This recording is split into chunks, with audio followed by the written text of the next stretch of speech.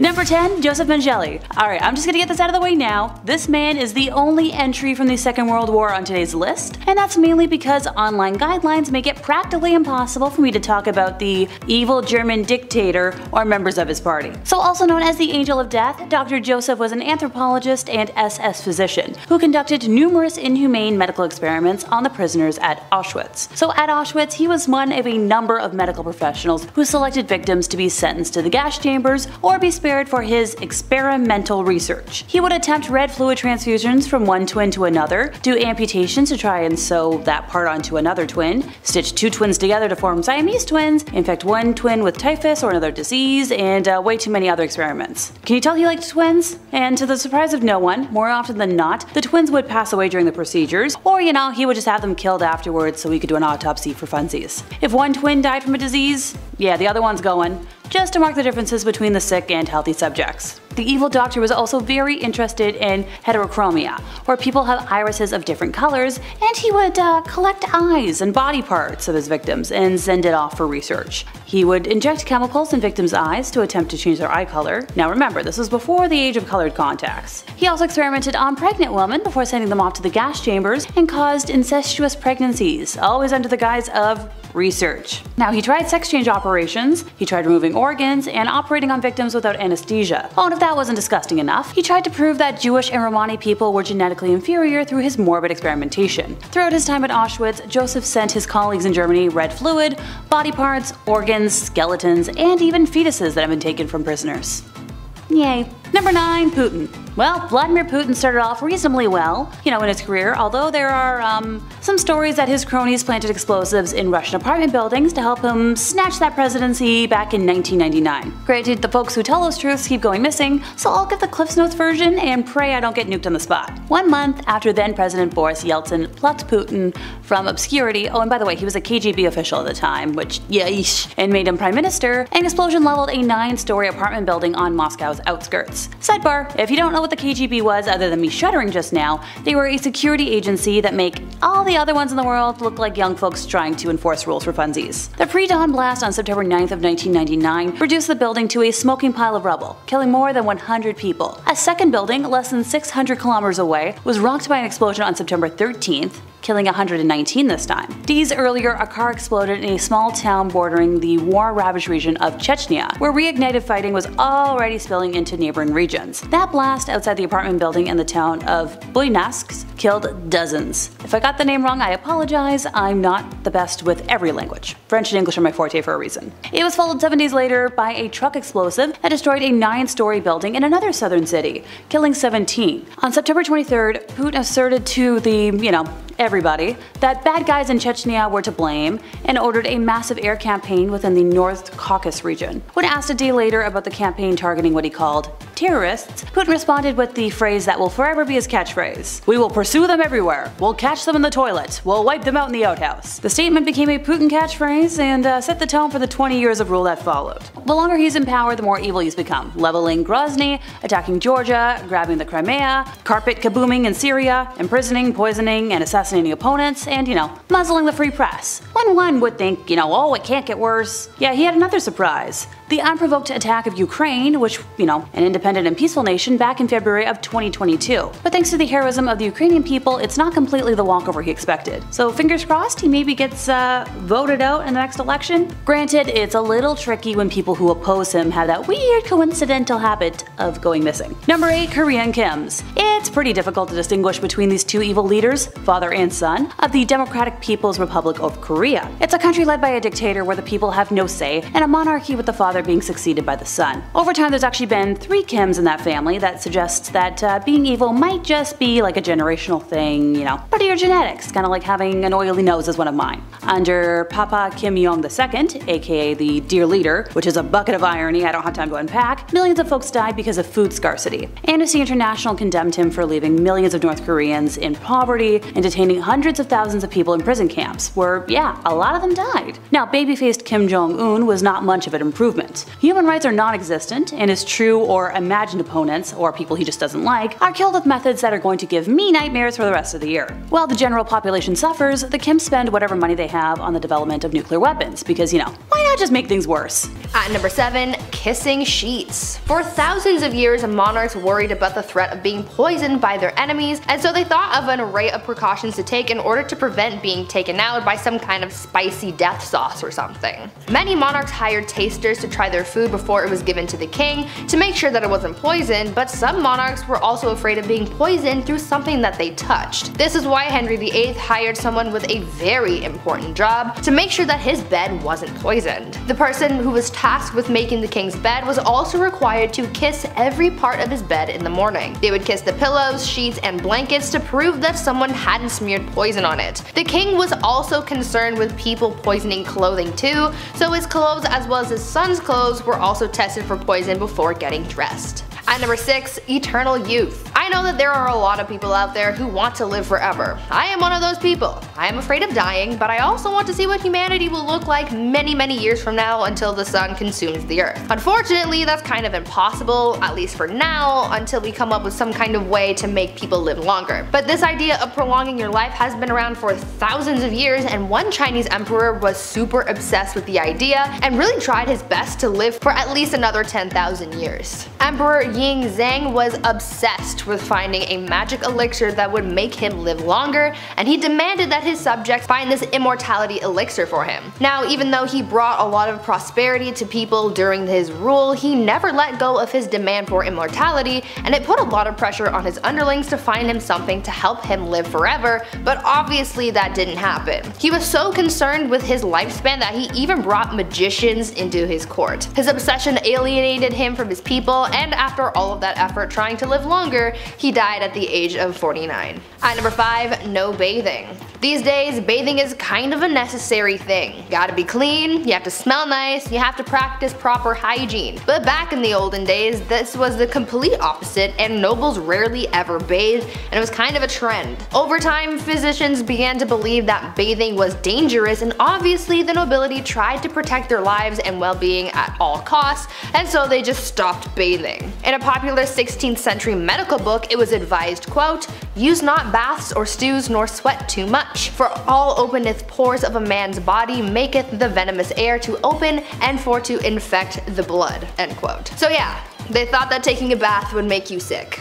In the late 15th century, Queen Isabella of Spain would go around bragging about the fact that she had only ever bathed twice in her whole life. Weird flex, but okay. King James IV apparently never bathed, and his hygiene was so bad that he passed on lice to other people who went into a room that was frequented by the king. He also never washed his hands before eating and would just rub his fingers with the wet end of a napkin. These people were gross. At number 4, prankster king. You know that you're a spoiled king when you can pull pranks on people constantly and never have anyone try and stop you or fight back. This was basically the life of King Christian VII of Denmark, who was known for being pretty childish and playing pranks on people his whole life. He was a troublemaker through and through. He was known to play pranks on his grandmother by putting pins in her throne, and he would throw things at her, and he even ran through the streets with his friend and his mistress, destroying shops and patronizing brothels. He even made his own torture rack, had himself tied to it, and flogged. Why? I have an idea, but I don't want to think about that one too hard. One of the other weird things that he was known to do was leapfrog over dignitaries when they would bow to him. This guy was really quite immature. At number 3, saints in bed. I understand the desire to feel protected by whatever gods or saints you might believe in. That's one of the whole points of religion. However, I think some people can take that idea a little bit too far, and by some people I mean the Spanish royal family. These guys took religion very seriously, and they believed that following religion heavily would allow God to heal them when they were sick. So, when a member of the royal family was ill, doctors would remove body parts or even entire corpses of saints from churches and monasteries and would put them in bed with the person who was ill.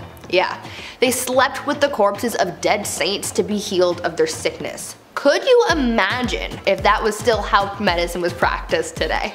At number 2, rat court-martial. There has been a record of many kings throughout history who were complete children through and through. Even though many of them grew into adulthood, they still acted immature, and one of the greatest examples of that was Peter III of Russia. He was not a good ruler or a good husband to his wife, who would later become Catherine the Great. Peter spent every night in bed with her playing toy soldiers because he was obsessed with his little dolls. He was so obsessed, in fact, that when a rat chewed the head off one of his toy soldiers, he was so upset that he held a proper military court-martial for the rat. He proclaimed the rat guilty of treason and had it hung in a tiny gallows that he had built for the occasion. It was weird, but in the end that bizarre event helped Catherine overthrow her husband, so I guess it kind of worked out for someone. And finally, at number 1, groom of the stool. Guys, I found the worst job in history. You think working at the 1-star Domino's Pizza in your neighborhood is bad? Wait until you find out about the groom of the stool. The groom of the stool was a job created during the reign of Henry VIII, where the role was to monitor and assist the king in his bowel movements. They would carry around a commode at all times, and they were also tasked with monitoring the king's diet and meal times, and would organize the king's days around his break times. They were also tasked with undressing the king for him to do his business, and it's also been suggested that they would have had to, quote, cleanse the royal posterior as well. Sounds like a pretty crappy job to me, but At number 10, blinded by ambition. I don't know about you, but I think my favorite part of these queens lists is learning about all the wild and crazy things that queens did to keep or acquire power back in the days of old. Like, these gals were absolutely ruthless, and they weren't afraid to absolutely body anyone who stood in their way. We've heard about queens taking out enemy tribes, their husbands, and even their own family members. This all sounds like a round of Call of Duty when you're the last one on your team and you're just murking everyone in sight trying to save your own skin. Let's talk about a queen, or rather empress, who was so desperate for power that she ended up killing her own son. Irene of Athens was an empress from the Byzantine Empire who ruled from 797 to 802 CE. She started her reign as co-ruler alongside her son Emperor Constantine IV. Though it started as a good old family business, you know, saving people, hunting things. Not really. Things went south as they normally did back then. Irene wanted all the power to herself, and so she sought out to eliminate her competition, her own son. Irene lured her son into the very room that he was born in and gouged his eyes out. Like, ma'am, this is not ice cream. You can't just scoop eyeballs out and make a sundae out of them. Thank you. That's not how that works. Constantine ended up dying as a result of his injuries, and since his own heir had passed away earlier that year, the transition of power ended up going to Irene, who became emperor. Yes, emperor, not empress, because she was the sole ruler, making her the first woman to do so. Number 9. Topless duels. Yeah, you heard me. Hungarian Princess Pauline von Metternich was married to Prince Clemens, but she was born in 1836 and she had to marry her uncle when she was 20 years old. So, surprise surprise, she was unhappy. Who knew?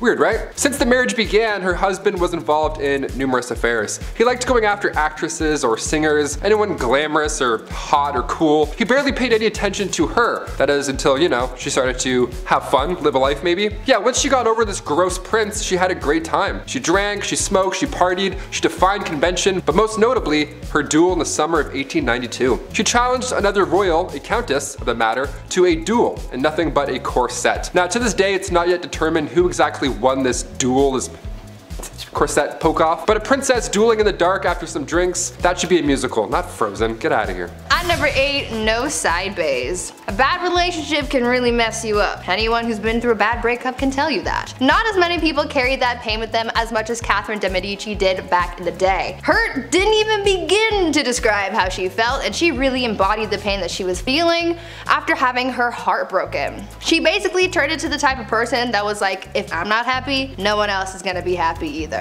Catherine's husband, Henry II of France, had a mistress, and Catherine was well aware of it. They had been having an affair for basically the whole time Catherine was married to Henry, and he loved his mistress more than he ever loved his wife. When Henry was on his deathbed, his final request was to see his mistress one last time, and as a final FU to her husband, not only did she deny the mistress from visiting Henry, but she literally made him die alone with no one by his side when he kicked the bucket. On top of this hatred towards her husband though, Catherine Catherine was also an absolute B-word to her daughter as well. Catherine would fight her daughter over her romantic affairs. I guess she didn't want her daughter to be like her father. Either way, Catherine got so mad about one of her daughter's affairs that when she found out about her lover, she locked her daughter away in a castle and never saw her again. Talk about a serious grudge. At number 7, Mother Knows Best. I think after hearing about these queens who've done some dark things to get their way, you would think that it's safe to say you don't mess with a woman and her plight for power.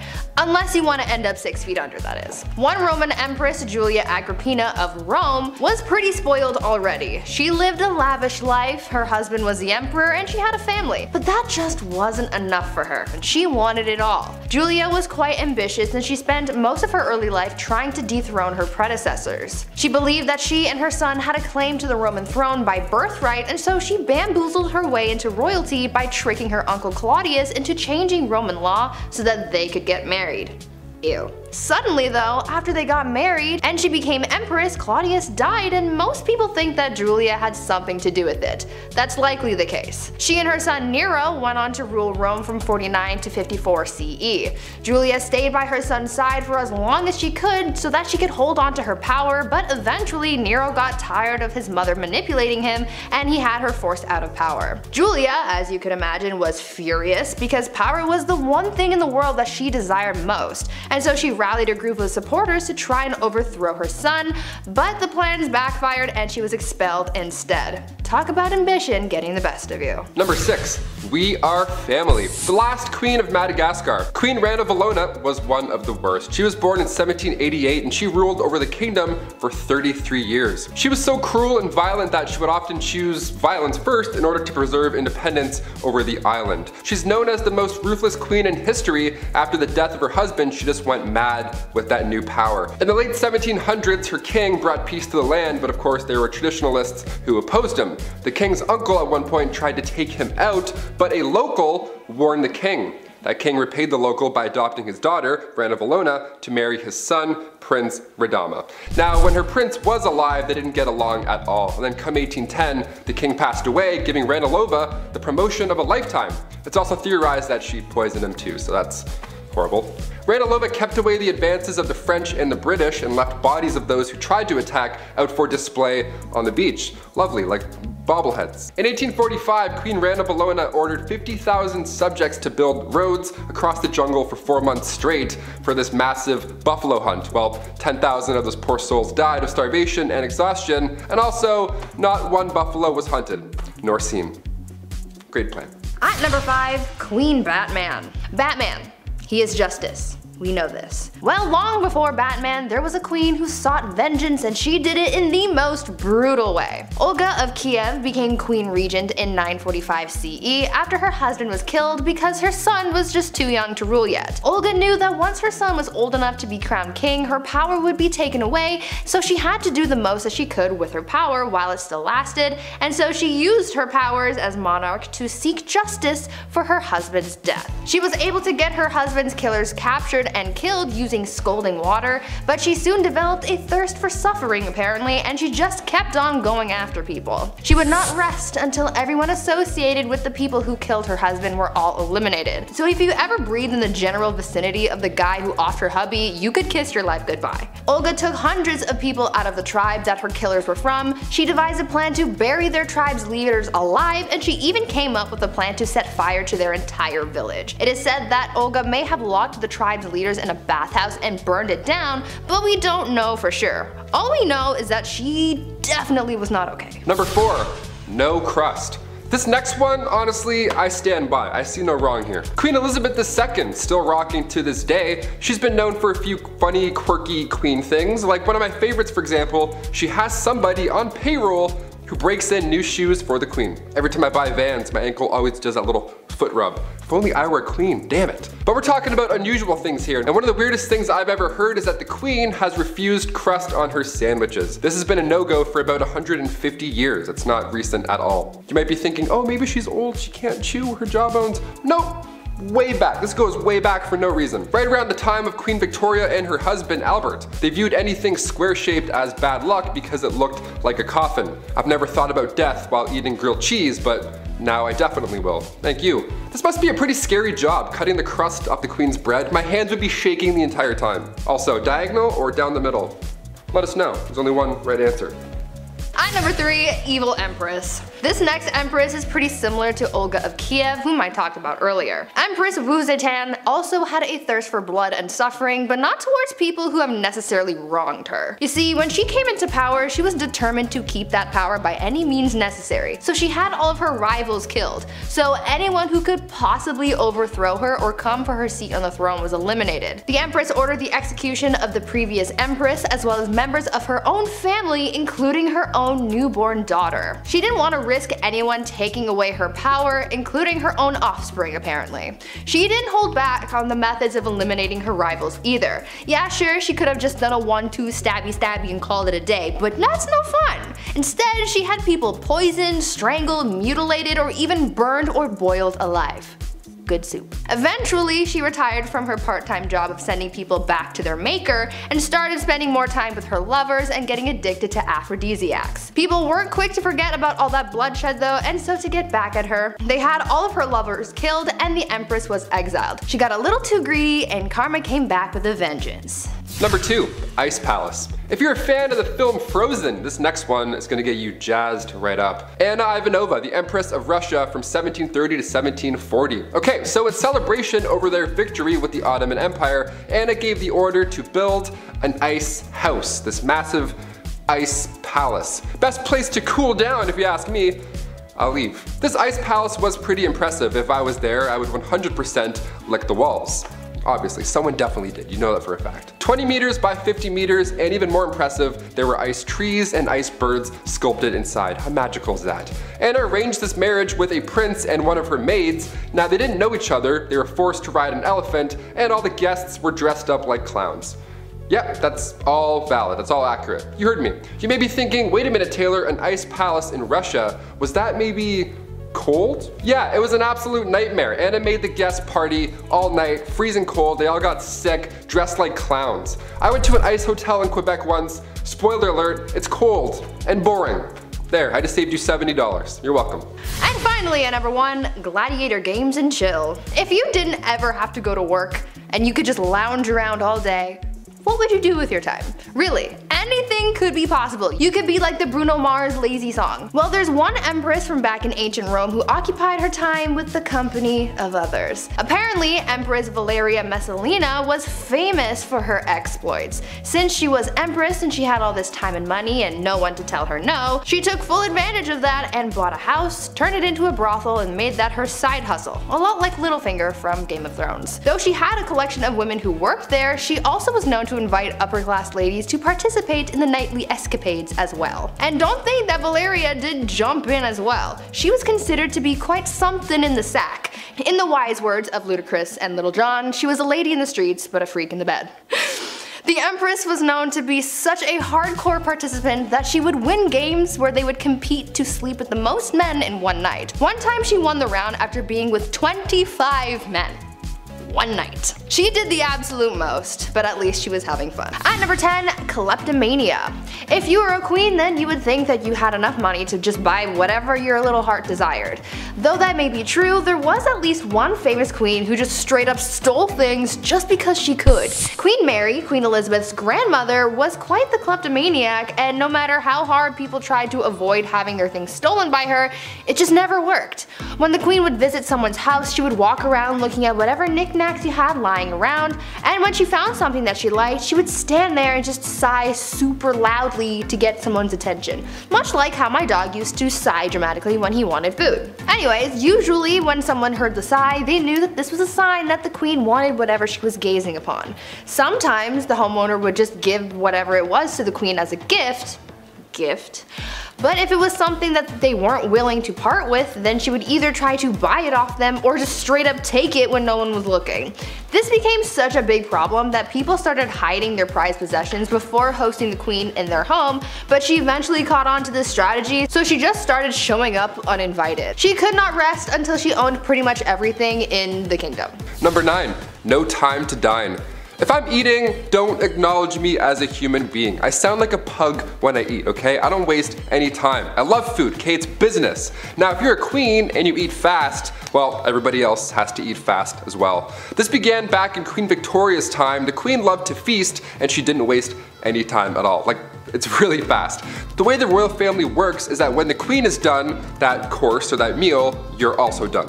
So when Queen Victoria would smash an entire 7-course meal in 30 minutes, which apparently she could do easily, you'd be blowing on your soup still and Queen Victoria would already be telling everybody to pack it up. That's stressful. All because she could eat lots of food in a short amount of time. Also, once the queen gave a toast, you couldn't even speak. Also, once the queen placed her cutlery on the table, regardless of where you were during that course, everybody's plate would then be taken away at the same time. And the next one would then come in. I would just put my food in my pockets, you know, screw it. It's almost like when you go to all-you-can-eat sushi and you have like some sushi left over, you don't want to waste it. You're like, you know what? I'm not paying that bill.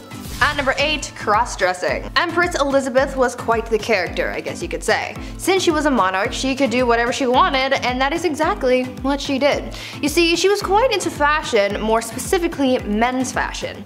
The Empress believed that she just had legs for days, like Naomi Campbell, and she wanted to show them off to the world, but the only problem with that was the fact that back then, pants were reserved for men, and so since she wore dresses all the time, no one got to see her godly legs. Well, to combat that, Elizabeth came up with a solution. She was known to hold huge parties where everyone had to cross-dress. She only did this so that it would give her an excuse to wear pants. And I mean, she could have if she just wanted to wear them on a regular day, but she didn't want to be the only woman in men's clothing, so she made everyone else dress up too. At these parties, no one looked good or really enjoyed themselves for that matter. Women complained that the men's clothing they wore to these parties were unflattering, and the men were just all over the place because they didn't know how to maneuver a hoop skirt. The only person really having a fun time was Empress Elizabeth, but I guess that was really the whole point. Number 7. 2 for 1. When you're deemed the most beautiful woman in all the realm of England and the most loving, well, odds are you're going to need 2 husbands. All that love to give, it only makes sense. Joan of Kent was named as such, and at the age 12, so gross, she was married for the first time. She fell in love with a knight named Thomas Holland. Yeah, she dated Tom Holland, the knight Spider-Man guy. That's great. He was 26 and she was 12, still gross, but they got married in secret. She knew her parents wouldn't be on board. He was broke, and yeah, he was also 26, so for obvious reasons it had to be a little hush-hush. Even in royal standard, that's a bit odd. After the wedding, Thomas had to go off to war, and he wasn't gone for too long before, well, she remarried. The son of the Earl of Salisbury slid into her DMs, and Joan thought Tom Holland's Spider Knight was dead. Well, Thomas returned, like he did in Endgame, but there were legal issues now. Ultimately, Joan and Thomas got together and had 4 children, but after Thomas did die, Joan became the first ever Princess of Wales. So if you love someone, just, you know, marry them. Even if the other person's still just over there, just marry them both, see what happens. At number 6, apple of his eye. I feel like this queen I'm about to tell you about needs to have her own movie made about her or something, because the things she did for power were almost unbelievable. I would say that I would want to be her when I grow up, but she's kind of responsible for the deaths of a lot of people, and that's not really something I'm striving for, you know? But she did have a lot of determination. I will give her that. Isabella was married to King Edward II of England, and though she was quite the catch, Isabella wasn't really all that jazzed about him. She was like, meh, I guess I'll be your wife, even though back then she really wouldn't have a choice in the matter anyway. Anyways, after 10 years of marriage and the birth of an heir, things seemed to be relatively okay between the king and queen. That is until the king started getting all buddy-buddy with his friend Hugh Despenser, who was a much hated noble. Very hated. Hated numero uno. Isabella didn't like the bromance that was forming, and she was like, no, the only person who gets the king's attention is me. So she rallied the support of the other nobles, banished the Despenser family, burned their castles to the ground, claimed their possessions, and killed anyone who supported the disgraced family. After all of that went down, she took refuge in the Tower of London, where she met a prisoner whom she smuggled to France. Then she got her husband to bring their son to France. And from there, with the support of the nobles and the common people, she was able to defeat her husband and the Despensers, and became Queen Regent until her son Edward III came of age to become king. After all of that, she finally got her way. I hope she slept well that night, because she did the most. Number 5. Rebel Princess. Princess Leia wasn't the only rebel, okay? Princess Margaret partied with rock stars during the 60s. The Queen's younger sister was known as the Rebel Princess. She was seen for years and years as this, well, bad She passed away in 2002, but even to this day we're trying to piece together her love life. Pablo Picasso actually wanted to marry her at one point. How fun is that? Also, side note, I didn't realize how recent Pablo Picasso died. That was alarming to find out. Guess my whole life's a lie. Her wedding was the first to be aired on TV. That's quite a big deal. The first televised royal wedding took place on May 6, 1960. In 1968, just 8 years after, word had spread that the princess had an affair at a nightclub with pianist Robin Douglas Home, who only a year and a half later took his own life. Adds a lot of mystery there. Then come 1973, the paparazzi got photos of her with a landscape gardener on her private island. One of the more unusual facts surrounding Princess Margaret was that she was cremated, believe it or not. She had chosen to break tradition so that her ashes could be shared in the same tomb as her father. How sweet is that? These acts are unusual when it comes to royalty, but Margaret also supported more than 80 charity organizations. But even then, media still focused on her love life. Classic. Keep it up. At number 4, Warrior Queen. Let's talk about Queen Rani Lakshmi Bai and how she became known as India's Joan of Arc. Rani was a fighter her whole life. She was raised to be a warrior and was taught how to fight. She even shared her skills with other women, teaching them the same fighting skills at a young age. She was married off to a much older man and she had a child, but she lost them both pretty early on. In need of an heir, she adopted a son and served as Queen Regent, but soon a growing conflict started, causing a lot of tension between the British East Indian Company and her people. The young queen, at just 22 years old, wanted to drive British forces out of her land, and so she organized a revolt that turned bloody very quickly. She ordered the execution of literally every British person in the region. So Bobby from down the street, dead. Mary from around the block, goner. Freddie and Harriet, the kids of that guy that you know who bought shoes off your brother, bye bye. Gone. Rani killed every man, woman, and child in the area. But it still wasn't enough to win against the British. The queen died on the battlefield and the British ended up winning the battle and the kingdom fell to the enemy forces. This queen was one of the bravest and most determined women in history, and she's still remembered as a hero. Number 3. Chilonis. The reason we look at princesses like Margaret and say she was a rebel is because most of the time these marriages are chosen. Well, rather, women are forced to marry some gross fat dudes. And while he's cheating and eating lobster, the wife has to have his kids and be dutiful. So for the Spartan princess from the 3rd century, she too was forced to marry Cleonymus, this older, horrible man. He was so horrible that he wasn't even allowed to have his father's throne. That's how bad he was. He was in the family and still they're like, no. So Chilonis thought, this guy sucks, the system sucks, I'm gonna go talk to the much more pleasant Architatus, son of King Ares I. Around 272 BC, both these guys, both her lovers, went to war with each other.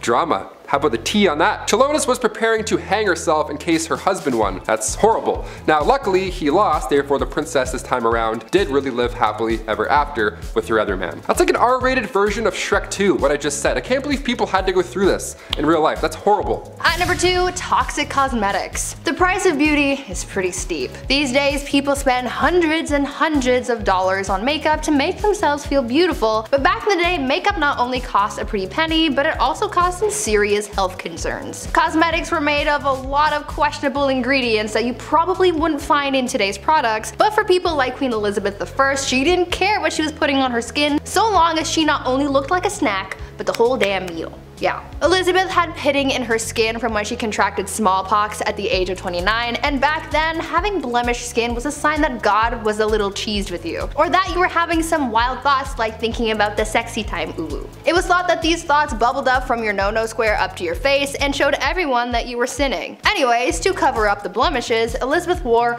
a lot of makeup, like her version of foundation, but the ingredients were really just making things worse and not better. The foundation was made with a tincture of white lead ore, vinegar, and sometimes arsenic, hydroxide, and carbonate. To add some color back to her face after applying this pasty white mask, she'd powdered cinnabar to her lips and cheeks, but this was pretty dangerous because it contained mercury. She did this every day, and as you can imagine, it wasn't good for her health at all. Imagine absorbing all of those chemicals through your face on a daily basis. Not cute. And finally, number 1. Are you not entertained? Back in the late 1800s, the name Clara Ward would stir up a conversation. She was famous, really famous, for all the wrong reasons, of course. All it took was her bumping into a European royal and Bob's your uncle. Since birth, Clara was born into money. She didn't even need a royal husband. She was born into a wealthy industrialist family. She would sometimes visit the family mills, you know, to make it look good and kind of be like, hey, how's everyone doing? Whatever, just casual visit. But on this one casual visit, she crossed paths with the Prince of Caramanchimay. He was there for trade, but when he left, he brought back a wife. Carry on. Also, meet my wife. Here she is. People were freaking out, obviously. A royal marrying a common American girl. Wow, how could you? She was the talk of the town. Unlike Meghan Markle, Clara loved to show off with her newfound wealth. Some loved her and her image, but others not so much. The marriage only lasted 6 years. Clara eloped with a Hungarian musician, then after her divorce she had to model to make a living rather than showing off for clout. Kicking off the list at number 10, the Empress of Austria. The saying wrong place at the wrong time couldn't be used more in this case. Empress Elizabeth of Austria, she was sadly taken out by somebody who just wanted to attack a royal. He didn't have anything against Elizabeth per se. This man was an Italian anarchist named Luigi Lucchini, and that fateful day, September 10th, 1898, he took the Empress's life. In his own admission, Luigi stated that he had nothing against the Empress on a personal level at all. So what had happened was he intended on taking the life of the Duke of Orleans, but when Luigi arrived a little too late in Geneva, the opportunity to do so had passed. He looked at a local newspaper, saw Elizabeth, and found out where she was staying, and he waited for her to leave that hotel. That's how easy it was. People are so creepy. Keep an eye open. If you're a queen, keep your eyes open. This is scary. Number 9. Royal curse. The remains of Polish queens and kings were discovered back in April 1931 in a crypt in Vilnius. Polish researchers didn't even know what they were in for. I mean, a storm had flooded a cathedral and they threw down sandbags to preserve the area, but on the night of April 25th, they had followed the water into this lost chamber that held the remains of Polish kings and queens. These remains, with the crowns still attached, might I add, were from the 15th century. What a find, right? Well, sadly the remains were all over this flooded tomb now. It wasn't really in one spot. It was horrible. And now after these discoveries, that's when things got really mysterious. Those involved in the findings began to die off in unusual circumstances, one after another. And it happened pretty quick too. One professor had died after falling down a shaft in his apartment. He had a heart attack. An engineer had died before him as well due to undisclosed medical issues. Okay. Another professor years later who worked in the crypt as well became paralyzed at age 62. A sculptor involved died when untying his shoelace. Just the weirdest way to go out. That's the only details that we know. Just, I don't know, use your imagination I guess. Maybe he fell and hit his head. That's sad, it's tragic. And another professor died in 1936 shortly after visiting the crypt as well.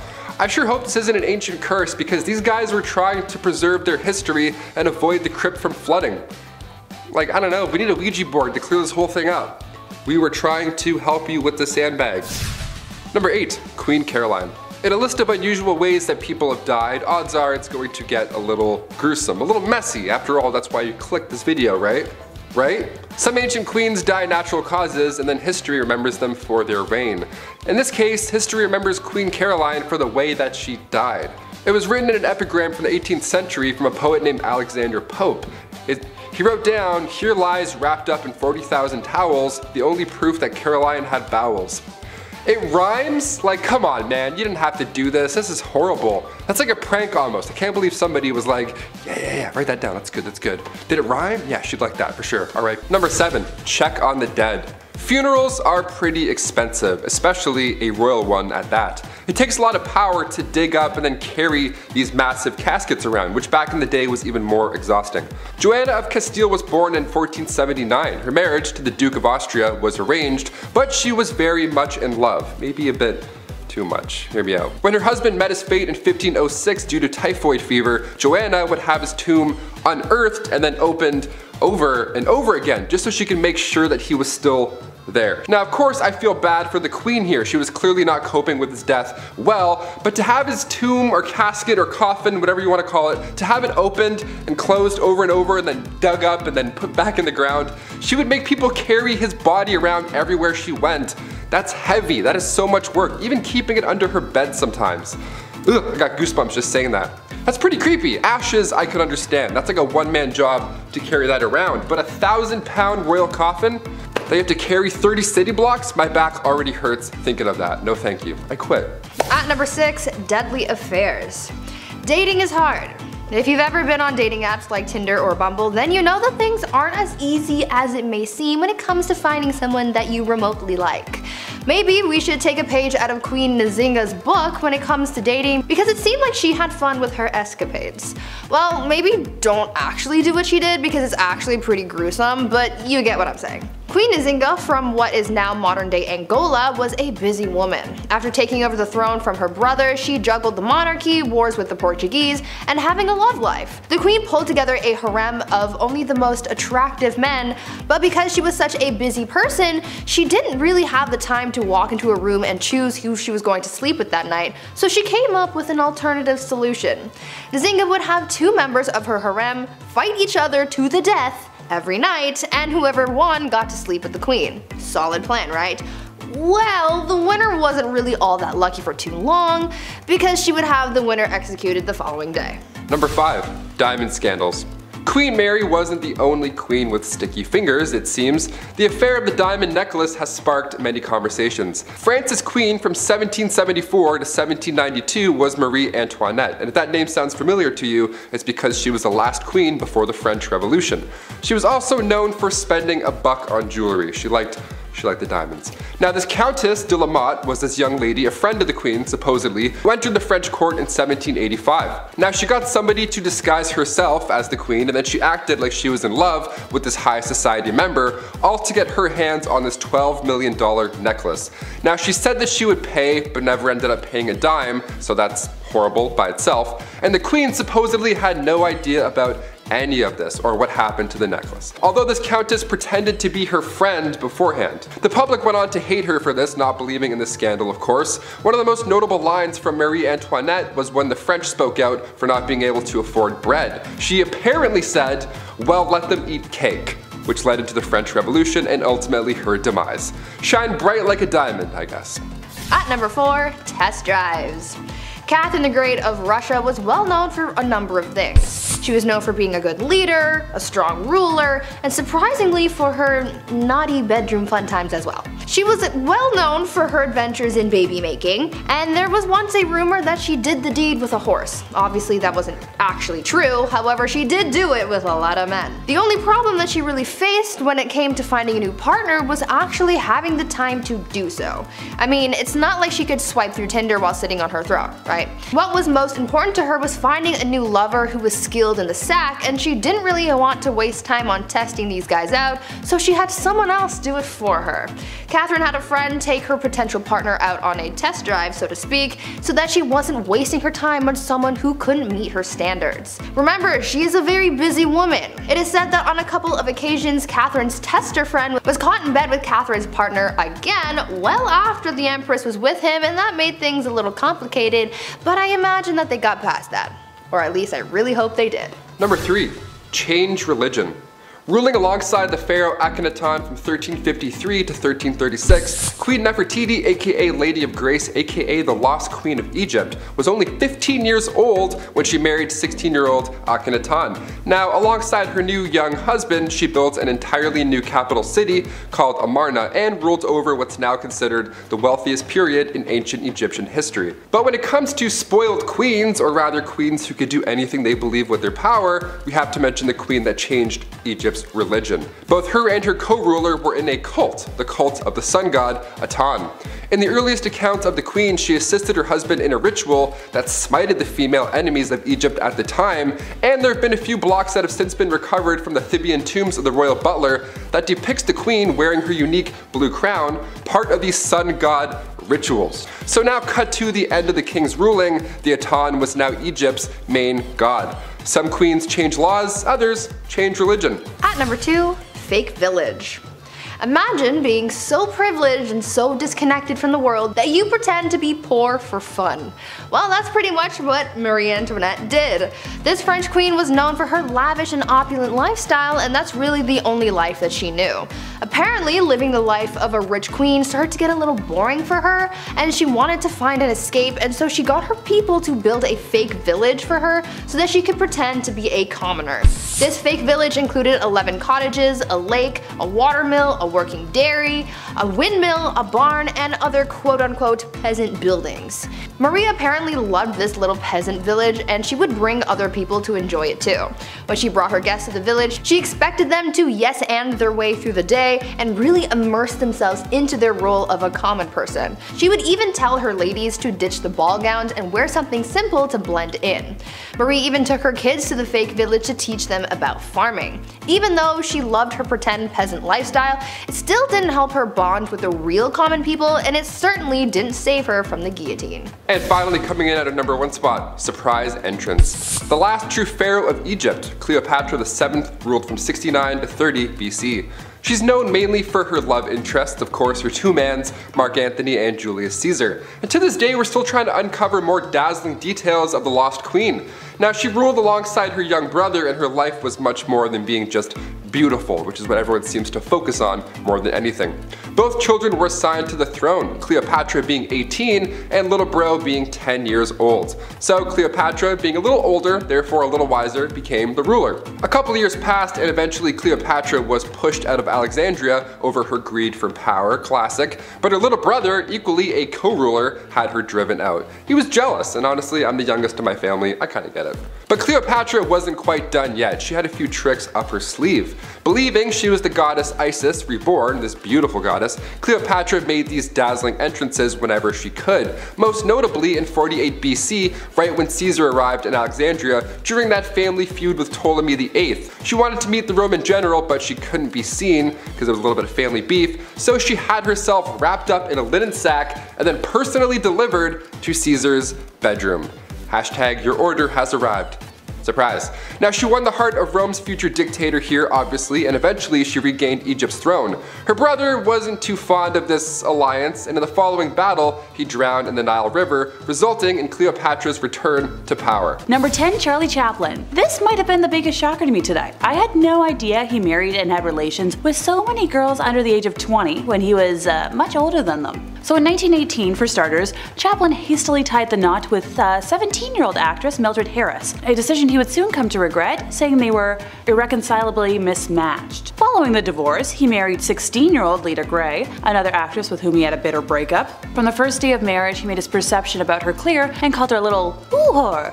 I hope you get what I'm saying there. On their train back to California from the marriage, Chaplin suggested Lita jump off the train to end her misery. Interestingly, Chaplin didn't like his wife, but according to her, he remained a human machine. When she announced she was pregnant for the second time, his behavior got even more erratic. He would take up to 8 showers a day and monitor the listening devices he had installed in her bedroom, and patrol their house's grounds with a pistol at night. By the end of the same year, Lita headed for divorce, stating how Chaplin had pulled that same piece at her and threatened getting rid of her, what she had. Lita's more elaborated passages surfaced when she claimed how throughout the marriage life, Chaplin forced her to gratify his abnormal, unnatural, perverted, and degenerate sexual desires. Next on his list was 22-year-old actress Paulette Goddard. History doesn't have an exact record of the year they married, but she moved into his mansion and got cast as a leading actress in modern times. Charlie bullied her on sets, a primary reason for their separation, telling people how he had to teach her things about acting, and those remarks would leave her crying. And in 1943, while in the middle of a high-profile paternity suit, 54-year-old Chaplin married 18-year-old Una O'Neill, to whom he had been introduced by a Hollywood agent. O'Neill's father, playwright Eugene O'Neill, was so upset by the match that he disinherited her. But unlike his other relationships, this one actually lasted. The two stayed together until Chaplin's death at age 88, and they had 8 descendants. Sheesh, that's a lot of marriages. I'm technically cheating a little bit on the history word here, since Tom Cruise is one of the most recent names on this list, but I couldn't leave a high-ranking Scientology member off of the evil list. He has allegedly reached OT8, which is the highest currently achievable level of the cult. Pardon me. As always, I'm getting ahead of myself. Scientology is a set of beliefs and practices invented by Ron Hubbard, who developed a set of ideas that he called Dianetics, which he represented as a form of therapy. An organization that he established in 1950 to promote it went bankrupt, and he lost the rights to his book in 1952. But he then recharacterized his ideas as a religion for tax purposes and renamed them Scientology. By 1954, he had regained the rights to Dianetics and founded the Church of Scientology, which remains the largest organization promoting the cult. In 1967, he established a new elite group, the Sea Organization, or Sea Org for short, the membership of which was drawn from the most committed members of the church. By 1981, the 21-year-old David Miscavige, who had been one of his closest aides in Sea Org, rose to prominence. Now, Hubbard died at his ranch in Creston, California on January 24th of 1986, and Miscavige succeeded him as the head of the church, a position he holds till this day. It was actually at Tom Cruise's wedding day, to now ex-wife Katie Holmes, that people started realizing that Miscavige's wife Shelley was missing, and when a former Scientology member started asking around, she was punished for asking. There are just too many evil things about the cult for me to talk about right now, but you just gotta know that to be that high-ranking in a cult, you gotta be evil. Number 8, Steve Jobs. While I love and appreciate my iPod and the iPhones I've had over the years, Steve Jobs was no saint. In fact, his success can be attributed to his ruthless behavior, which is kinda commonplace with anybody that makes $1 billion.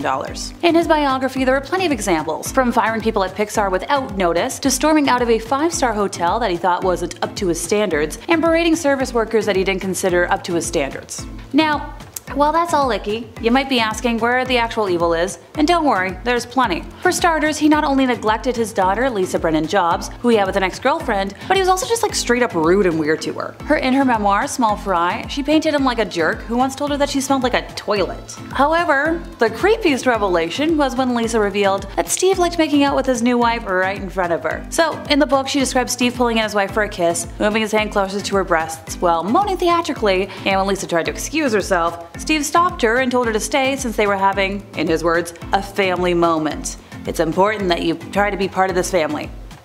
Okay. Moving on before I hurl, probably his biggest evil moment though was when he cheated his friend and Apple co-founder Steve Wozniak out of money. While the two worked together at Atari, Steve asked his partner to build a scaled-down version of Breakout, saying they would split the profits. And after 4 sleepless nights, Wozniak finished the game and got a whopping $350 for it. He later learned that Steve had lied to him about how much money he made from the game and had actually pocketed most of the profits for himself. Honestly, that's the stuff movie villains get based on. Number 7. Anne Boleyn. The second wife of King Henry VIII, yes, we have a few on this list. She was found guilty of treason and she had been charged with having sexual relationships with 5 others, including Lord Rochford, aka her brother, George Boleyn. Yeah, the ancient days were a little bit odd. She had also apparently had relations with Sir Henry Norris, the king's close friend. And when I say close friend, I mean he was the groom of the stool, so they were tight. He literally would wipe his. So on top of this, Anne was also found guilty of conspiring to kill her husband. Now, it's since been proven that these crimes were a bunch of rubbish, basically. Anne wasn't even present when these events went down. She was still recovering from the birth of her daughter, future Elizabeth I, so there's no way in hell she was fooling around with the groom of the stool in October 1533. All 5 guys involved were executed on Tower Hill in May 1536, and then 2 days later, Anne joked about her little neck before being taken out with a sword as well. There wasn't even a coffin for her burial. Somebody had to go and get an old elm chest from the Tower Armory. They used a chest to bury her body near her brother, Lord Rochford. A chest. Horrible. That's so horrible. Number 6. Mary Queen of Scots. If you're a murderino, this one's pretty juicy. Listen up. Back in 1565, Mary was determined to take the throne for herself. When Mary was just 6 days old, her father, King James V, had passed away, so she ascended to the throne. She was about to marry the King of France in 1558, but he passed away, so she returned to Scotland as the country's monarch. Her next plan was to marry her cousin, Lord Darnley, so now if something were to happen to Elizabeth, Mary would be yet again lined up for the throne. That cousin ended up dying in a random explosion, and then years later, in 1568, Queen Elizabeth had welcomed Mary after she fled to England. So Mary was close, but now what? Well, Elizabeth had found out that Mary was involved in English Catholic and Spanish plots to overthrow her, so she was then placed on house arrest. Fair, more than fair, more than fair. Cut to 19 years later, 1586, a letter had emerged revealing that Mary was involved in a plot to have her cousin, Queen Elizabeth I, killed. She was then sentenced to death and her head was taken off for treason.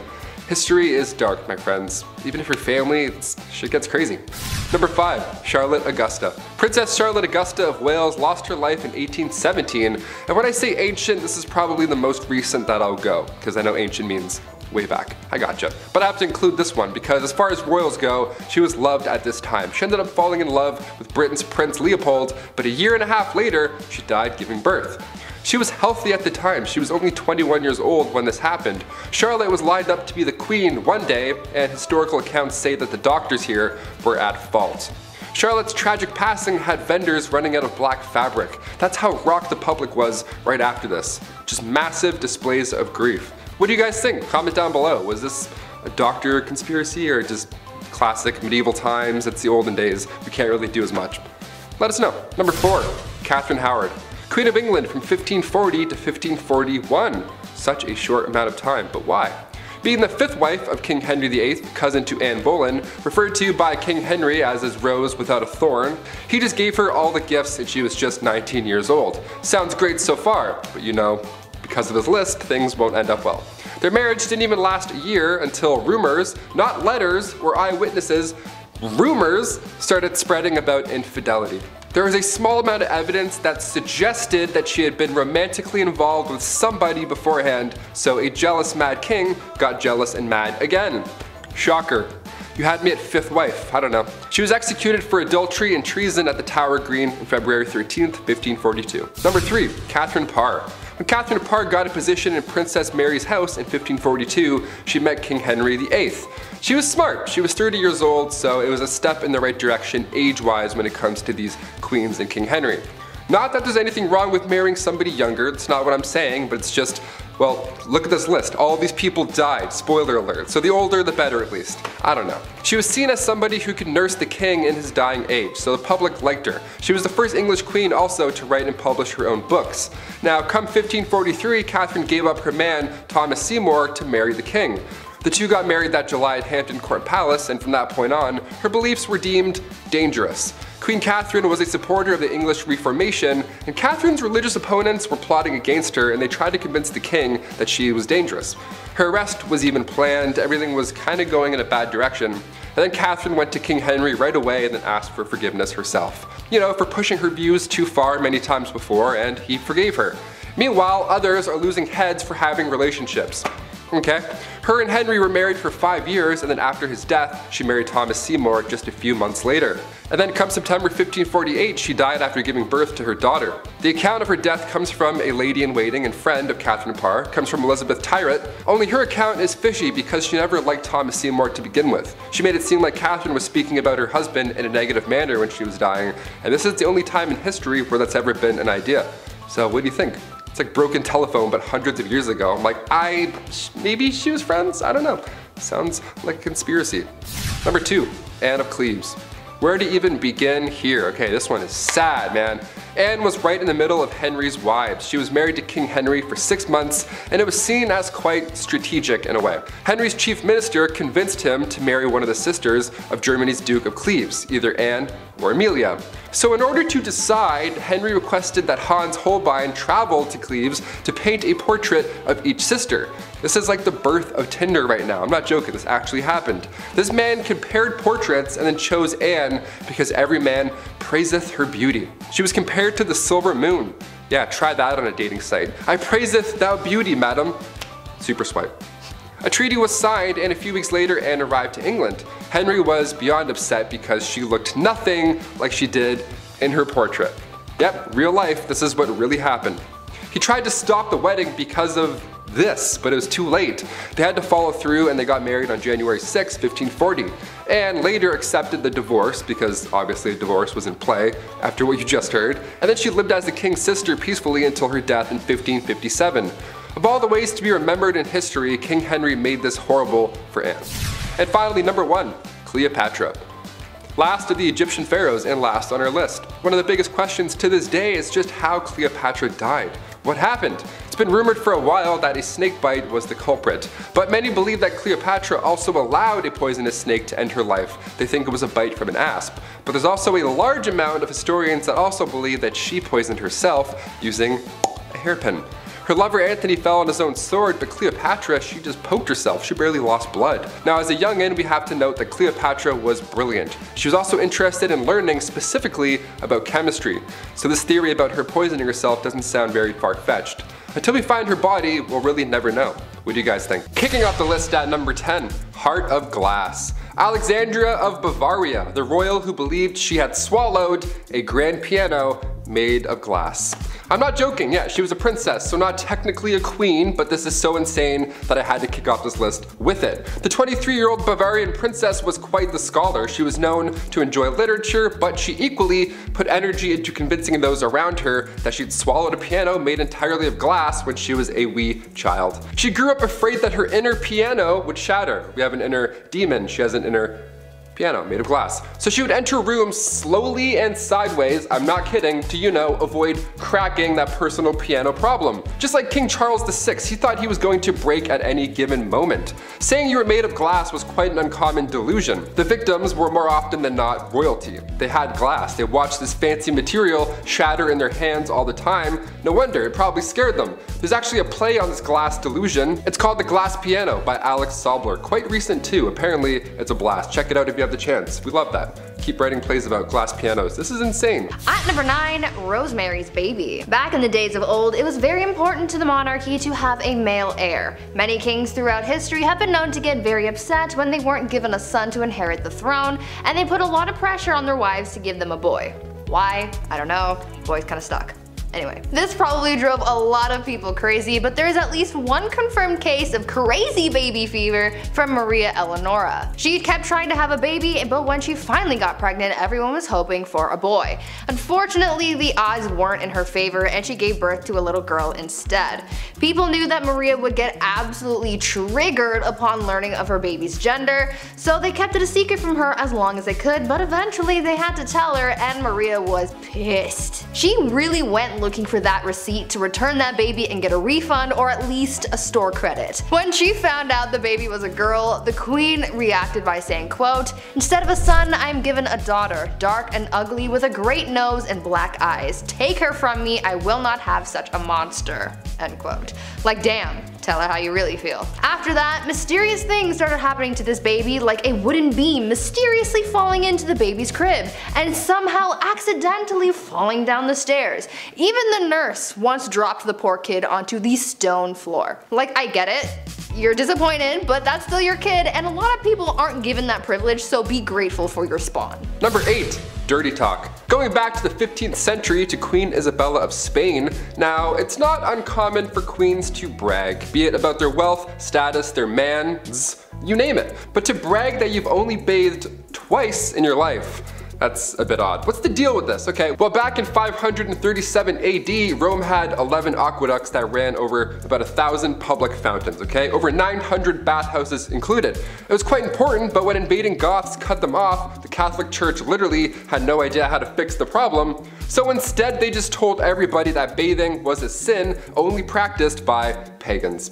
So at one point in history, you could have ran a bath, thrown in a bath bomb, relaxed for an hour, got out, and then immediately you're a sinner. Worst of the worst too, how dare you, having a bath on Monday afternoon, you monster, you pagan monster. The Old Spice guy would have rocked their world. Number 7, Dr. Phil. First, it's very important to understand that Dr. Phil is not a real doctor anymore. While he does have a PhD in psychology and used to have a license, he is no longer a licensed psychologist and cannot legally practice in the state of California, where he lives and films his show. Now, emphasis on used to. Look, while I can't state with certainty why he is no longer licensed, if you go back to 1988, a decade before his first appearance on Oprah, a 19-year-old client of his alleged that he carried on an unprofessional sexual relationship with her, would touch her inappropriately, and intentionally kept her totally dependent on him. The Texas State Board of Examiners of Psychologists, try saying that 5 times fast, investigated the accusations, along with claims that Dr. Phil inappropriately provided this young lady with part-time temporary employment while still carrying on a therapeutic relationship. Their findings never referenced the accusations of sexual misconduct, but they did discover that the doctor sustained an improper dual relationship with the client by acting both as her therapist and her employer. The board issued him a letter of reprimand, assigned a psychologist to monitor his practice, and required him to take an ethics class and a complete psychological evaluation.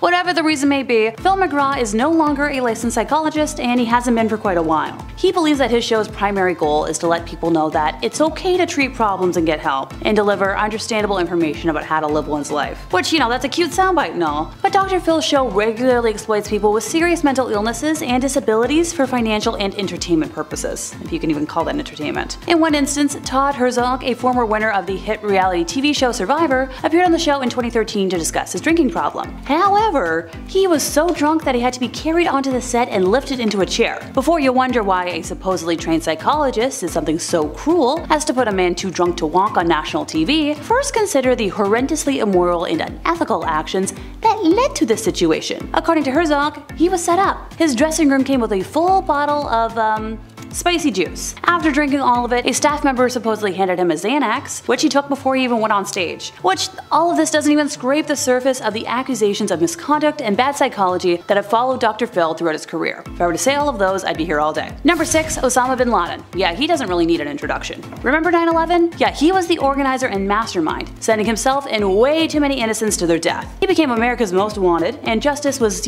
finally served on May 2nd of 2011 at 1 a.m. Thank you, Navy SEALs. They also found a huge stash of no-no tapes in his compound, because apparently the self-righteous threat persecuting women for being loose was not above sampling the strictly condemned fruits himself. Number 5. Caligula. Many Roman emperors can be described as self-centered, but this one's appetite for amusement, decadence, and scarlet elixir were on a whole other level. The emperor's short temper and even shorter attention span resulted in countless deaths of his subjects. Caligula killed people for just funsies. In one particularly vile situation, he even ordered his guards to put spectators in an arena to be eaten by wild animals because he was bored during an intermission. I just lose hours scrolling on TikTok and playing silly games on my phone when I get bored, which, isn't often. The emperor was indulgent and purposely wasted money, which led to starvation amongst his subjects. He openly slept with married women and sold his sisters to other men, which I guess seems kinda mild after having people killed to kill your own boredom, but simply put, he was scummy. Number 4. Jim Jones. As if I was gonna do a list of the worst men in history and not include a single cult leader. So back in the 1950s, Indiana native Jim Jones founded the People's Temple, a group that he claimed promoted socialism and equality with religious elements of Christianity. Now, fast forward to the 1970s, he moved his group to California and set them up in a commune-like settlement in Redwood Valley. After he established several locations throughout the state, including its main headquarters in San Francisco, the temple forged ties with many left-wing political figures and claimed to have 20,000 members, even though 3,000 to 5,000 is probably more likely. Jones eventually came to believe that nuclear war was imminent and moved his followers again to the South American country of Guyana, which he thought would be outside the potential danger zone. The group lived there for several years as the People's Temple Agricultural Project, but after former members started speaking out against the church, San Francisco Congressman Leo Ryan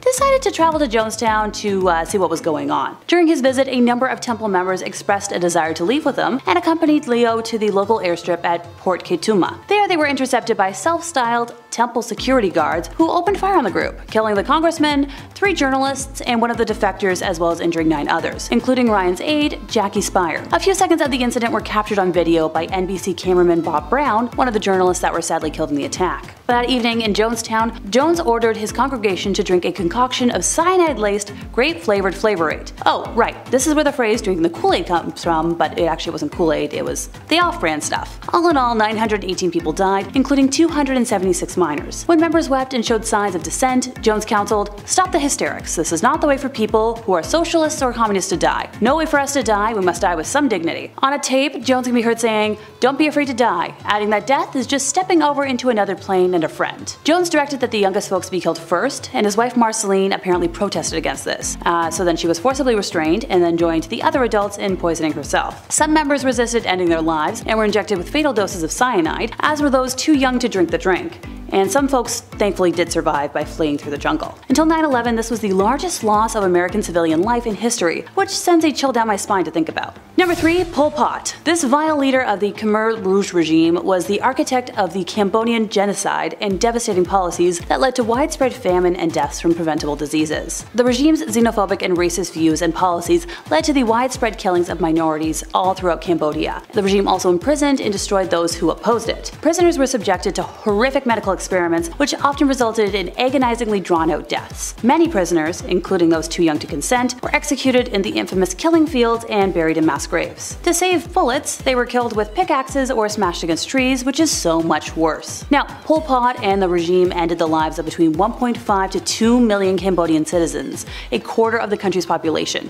The most mind-boggling part for me is wondering how this wasn't taught in school, or at least my school growing up. Number 2. Chris Brown. If y'all don't remember, 14 years ago, on the February 8th of 2009, Brown's reputation was immediately tarnished when he physically harmed his then-girlfriend Rihanna after a pre-Grammys event. At the time, Rihanna was only 20, and she was left with visible injuries to her face and was hospitalized as a result. Now, Chris Brown was 19 at the time, and he pleaded guilty and accepted a deal of 1,400 hours of community service, 5 years probation, and domestic violence counseling. And look, while folks try to defend him, he wouldn't have made today's list if he was a single-instance offender. But let's check the history book, shall we? In 2013, Chris Brown was arrested for felony harm in Washington, D.C. after he and his bodyguard were involved in a physical altercation with 2 men outside a hotel. The pair spent 36 hours in jail, and the singer was ordered to stay at least 100 yards away from the man he was accused of harming. In 2015, Brown allegedly hit a man in Las Vegas after an alleged argument over a basketball game at the Palms Casino Resort. The next year, he was sued by his ex-manager, who filed a lawsuit against him, claiming that he had been viciously attacked. And in 2017, he was ordered to stay away from ex-girlfriend Karusha Tron after she put a 5-year restraining order order against the singer. He's been sued by other women for sexual harm as well, so how he still has some sort of a successful career boggles my mind. Number 1. Louis B. Mayer. This is one name I didn't even have to look up today. As a lifelong fan of Judy Garland, I've had a bone to pick with him for quite some time. So in front of his staff, Mayer presented a calm, paternal presence. But behind closed doors, he was known for temper tantrums complete with loud sobbing and furious ranting. Most terrifying of all, these rages would go as quickly as they came, and then he would put his icy mask back on. Textbook signs of narcissism. Trust me. Elizabeth Taylor famously clashed with him constantly, and dubbed him a monster for the way he tried to rule every detail of her life. Now, some of the worst allegations against Mayer come from Judy Garland. According to her, Mayer frequently groped her and made her sit on his lap. At other times, he would innocently place his hand on her left breast to show her how to sing from the heart. Oh, and this was when she was just a teen. He was particularly awful to Judy, calling her his little hunchback because of her short stature and curved spine, and encouraged her to take diet pills to slim down and look less girlish. Thanks in part to his actions, Judy was plagued with eating disorders and insecurities all the way until her tragic early end. At number 10, some background. The Mughal dynasty in India was founded by Babur, a descendant of the one, the only, Genghis Khan and Tamerlane. After he defeated a sultan of Delhi named Ibrahim Lodi in 1526, Babur was the first step in the Mughal dynasty that would last for over 3 centuries. To say that the empire was immense is an understatement. The empire ruled over 103 million people, probably even more. The Mughals were rooted in Muslim beliefs and were noted for their well-organized government and cultural sophistication. Many of the rulers tried to integrate the Hindus and Muslims under one state, but as we will find out from this list, it was not an easy thing to do, which ended up causing a lot of strife. Many rulers of the empire flip-flopped back and forth between being merciful and tyrannical towards the Hindus, adding to centuries of oppression. At number 9, blinded. Humayun was set to inherit the throne from his father, much to the jealousy of his brothers. He was 23 when he ascended the throne in 1530 after the death of his father. His brothers reigned over different fiefs, but none of them were satisfied unless they had the crown. He also wasn't the best ruler. Humayun was sent into exile for 15 years after he was overthrown by one of his father's generals, Sher Shah. Humayun fled and eventually ended up in Persia, where he built back up an army through his partnership with the Shah. Slowly, he took back his land, facing his own brothers who were constantly scheming against him. But Babur, his father, made him promise that he would never lay a hand on his brothers. But his brother Kamran continued to threaten him, and one instance while defending a fort turned on the innocents trapped inside and took their lives viciously. Kamran, not a good dude. Something needed to be done. He eventually catches his scheming brothers, blinds his brother Kamran, and chains his brother Askari. A little messed up, but not bad for war. Before I carry on with the rest of the video, make sure you guys are subscribed to the channel and maybe consider leaving a like on this video if you're enjoying it so far. At number 8, Akbar. Humayun continued to deal with the competition of his brothers until finally his reign came to an end, but not in the way that you would expect. He was carrying a bunch of books up some stairs and he accidentally fell, leading to a lethal head injury. His 13-year-old son Akbar had to inherit the throne. Akbar would later become known as the Great, but that doesn't mean that he didn't do some questionable things. Where his father failed to conquer, Akbar swept through. But just like his father, he encountered jealousy and dangerous ambition in the dark corners of his reign. In Delhi, an attempt to assassinate him was made, the bowman nearly missing him. Who was behind it? The slave of a nobleman who recently tried to start a rebellion. But the plot thickens. Akbar's foster brother's mother had further designs to establish power for herself through her son, Adam Khan. Khan actually ended up taking the life of Akbar's foster father, which led to Akbar throwing him down the stairs and therefore killing him. The mother died 40 days later due to grief. Grief over her son or the loss of power. Who knows? Number 7, Albert Einstein. After you invent the theory of relativity, I guess you can get away with being like a little bit of a jerk, and Albert definitely was. From being incredibly racist against Asians in his travel journals to being a serial adulterer. Travel diaries he wrote during a months-long voyage in the 1920s reveal that in his private moments, the Nobel-winning physicist portrayed people of other races, such as, Chinese and Indians, in a stereotypical, dehumanizing way. His unfiltered musings about the people he saw and interacted with during his journey show that, he harbored some pretty racist thoughts about those who didn't look like him. His reflections about the Chinese folks were callous, even insulting. Although he called them industrious, he also described them as filthy and obtuse. He claimed they were a peculiar herd-like nation, often more like automatons than people. He saw them as intellectually inferior, quoting that the Chinese are incapable of being trained to think logically and have no talent for mathematics. He was also not the nicest of folks he allegedly loved, having created a baffling to-do list for his first wife, Mileva Marek. This list included rules such as, you will see to it that my clothes and linen are kept in order, that I am served 3 regular meals a day in my room, and you will expect no affection from me. You must leave my bedroom or study at once without protesting when I ask you to.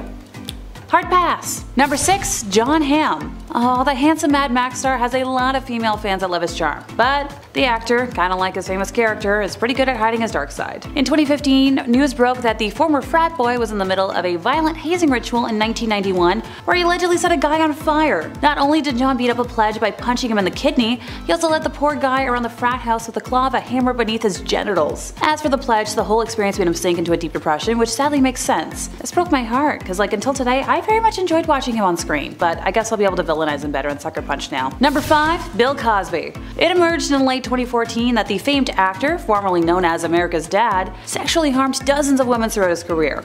Cosby was accused by over 60 women of bad things that I can't word. The earliest incidents allegedly took place in the mid-1960s, but dates of the alleged incidents continue all the way up to 2008 in 10 US states and in 1 Canadian province. Now Cosby has maintained his innocence and repeatedly denied the allegations made against him. Most of the alleged acts fall outside the statute of limitations for criminal legal proceedings, but criminal charges were filed against him in 1 case, and numerous civil lawsuits were brought against him. As of November 2018, I believe 8 related civil suits were active. In July of 2015, some court records were unsealed and released to the public from a specific civil suit, and the full transcription of its deposition was released by a court reporting service. In his testimony, Cosby admitted to casual sex involving recreational use of the sedative Quaaludes with a series of young women, and he acknowledged that his dispensing of the prescription drug was illegal. In December of that year, 3 Class 2 felony charges of aggravated indecent harm were filed against Cosby in Montgomery County, Pennsylvania, based on allegations concerning incidents in January of 2004. Now, Cosby was found guilty of 3 counts of aggravated indecent harm at retrial on April 26 of 2018, and on September 25th of the same year, he was sentenced to 3 to 10 years in state prison and fined $25,000 plus the cost of the prosecution, so $43,000 something?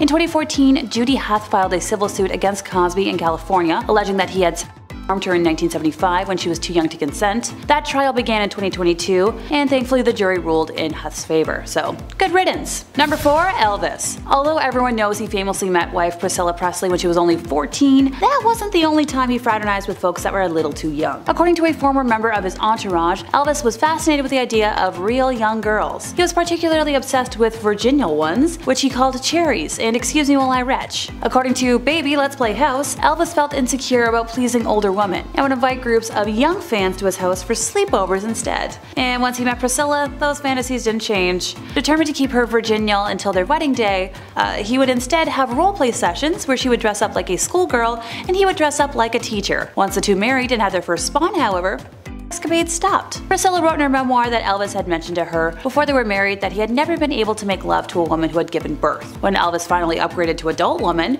dating 21-year-old beauty queen Ginger Alden after his divorce from Priscilla, he continued to treat them like crap. Ginger wrote in her memoir that Elvis once fired a pistol into her bedroom when she refused to bring him yogurt. Lovely. Number 3, Vlad the Impaler. Also known as Vlad Dracula, he was Prince of Wallachia 3 times between 1448 and his death in around 1476 or 77. The character of Dracula was loosely based on Vlad due to his sadistic personality and cruel acts done to the people of Wallachia, where he reigned as prince 3 times between 1448 to 1462 and killed about, only 20% of the population. Works containing the stories about Vlad's cruelty were published in Low German in the Holy Roman Empire before 1480. They described Vlad as a demented psychopath, a gruesome killer, and a masochist Caligula and Nero. One tale explains that Vlad had a big copper cauldron built and put a lid made of wood with holes in it on top. He put people in the cauldron and put their heads in the holes and fastened them there. He then filled it with water and set a fire under it and let people cry their eyes out until they were boiled to death. And he invited just overall frightening, terrible, unheard of punishments. He ordered that women be impaled together with their suckling young on the same stake, stuck on their mother's breasts until they died. Then he had the woman's breast cut off and put the little ones inside head first, thus he had them impaled together together. He impaled victims through the rear end till the stake came out of their mouth. A German pamphlet once read that he had young folks roasted, and then he would feed them to their mothers, and he cut off the breasts of women and forced their husbands to eat them. You know, nightmare cruelty. Number 2. Hugh Hefner. While it might not seem shocking that the man who claimed woman empowerment came from seeing them in bunny suits through the male gaze, you know, being a bad guy, just how awful he was may raise some eyebrows. He manipulated and drugged dozens of young women into taking part in acts, while masquerading as a champion of freedom. He would also host weekly pig nights, during which he would bring in a dozen schmex workers he considered ugly to have friends. Holly Madison, you know, a lovely woman who dated Hefner for 8 years, told how Hefner refused to use protection during and how the Playboy bunny lifestyle had her considering taking her own life. Linda Lovelace, the 1970s adult video star who found fame with the film Deep Throat, said she was treated like a piece of meat and forced to perform oral German Shepherd while Hefner and his friends watched. I could go into more detail, but I don't think I want to. Number 1. Gandhi. Yeah, sure, he was an activist who led India to independence, but it also turns out that he was kind of a in the book The South African Gandhi, Stretcher Bearer of Empire, it was revealed that Gandhi was a separatist who wrote to the natal parliament that general belief seems to prevail in the colony that the Indians are a little better, if at all, than savages or the natives of Africa. He later wrote to a health officer in Johannesburg that he was concerned about the mixing of the South Africans with the Indians. If that wasn't awful enough, he frequently used his power to take advantage of young women in their late teens and early 20s. His inappropriate behavior was so bad, it caused his personal secretary, R.P. Parasuram, to blast him in a strongly worded letter. Now, his secretary gave him an ultimatum: either stop manhandling women or I'm not working for you anymore. And Gandhi responded by telling him that you're at liberty to leave. Yucky. Number 10. History. Ruling alongside the pharaoh Akhenaten from 1353 to 1336 BC. Queen Nefertiti, aka the Lady of Grace, aka Hereditary Princess, was born in 1370 BCE. She was born in the Egyptian city of Thebes, and she was only 15 years old when she married the 16-year-old Akhenaten. She worshipped the sun god Aten, and alongside her young husband, she built a new capital city called Amarna, and she also created a new religion, so how's that? She ruled over what's considered the wealthiest period in Egypt history. Nefertiti had 6 children, which were all daughters, which may have had something to do with why we don't know much about her today, but I'll get into that much later on. Number 9. Her death.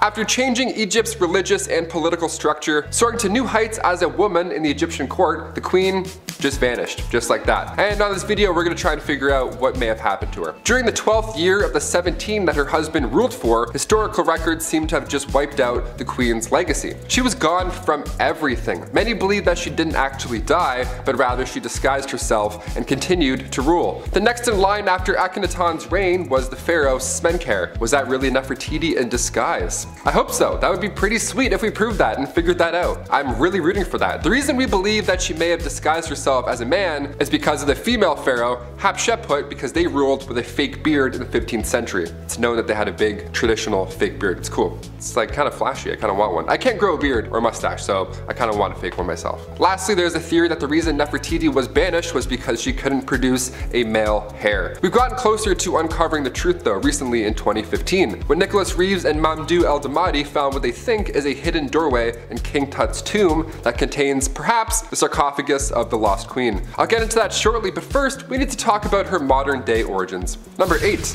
Berlin bust. Perhaps one of the most popular ancient sculptures of all time was found on December 6, 1913. German archaeologist Ludwig Borchardt found this on the floor of the Royal Sculptures Workshop. This figure has some unforgettable details. I mean, first of all, she's breathtaking to look at, and the blue headpiece. These are all important. It was clear that this was Queen Nefertiti from the start. The German team split everything with the Egyptian government, so currently this bust is being held in Berlin. It draws in about 50,000 visitors a year to Berlin's newest museum, a little piece of Egypt all the way over there. We love it. Now, fun little fact about this modern bust, in 2009 there were scans done to it, technology, nice, and it's revealed that underneath this painted layer is limestone carving of a woman so detailed that you can see wrinkles in her cheeks, even a bump on her nose as well. That's like 4K Egypt, it's crazy. Back in 2016, these two artists secretly 3D scanned the bust of the lost queen and then straight up released the files online as a free download. The future is here, I guess. Also, that's a little invasive. Just scanning your head, like that's really? But 3 years later, officials decided to release that to the public, so here it is, take a look. The Queen Nefertiti 3D bust. scanned by James Bond secretly. At number 7, Jahangir. So this guy was super impatient to become the ruler and was getting tired of Daddy Akbar taking his time. So he revolted. Damn, this court honestly was just rife with rebellion. They never got tired of it.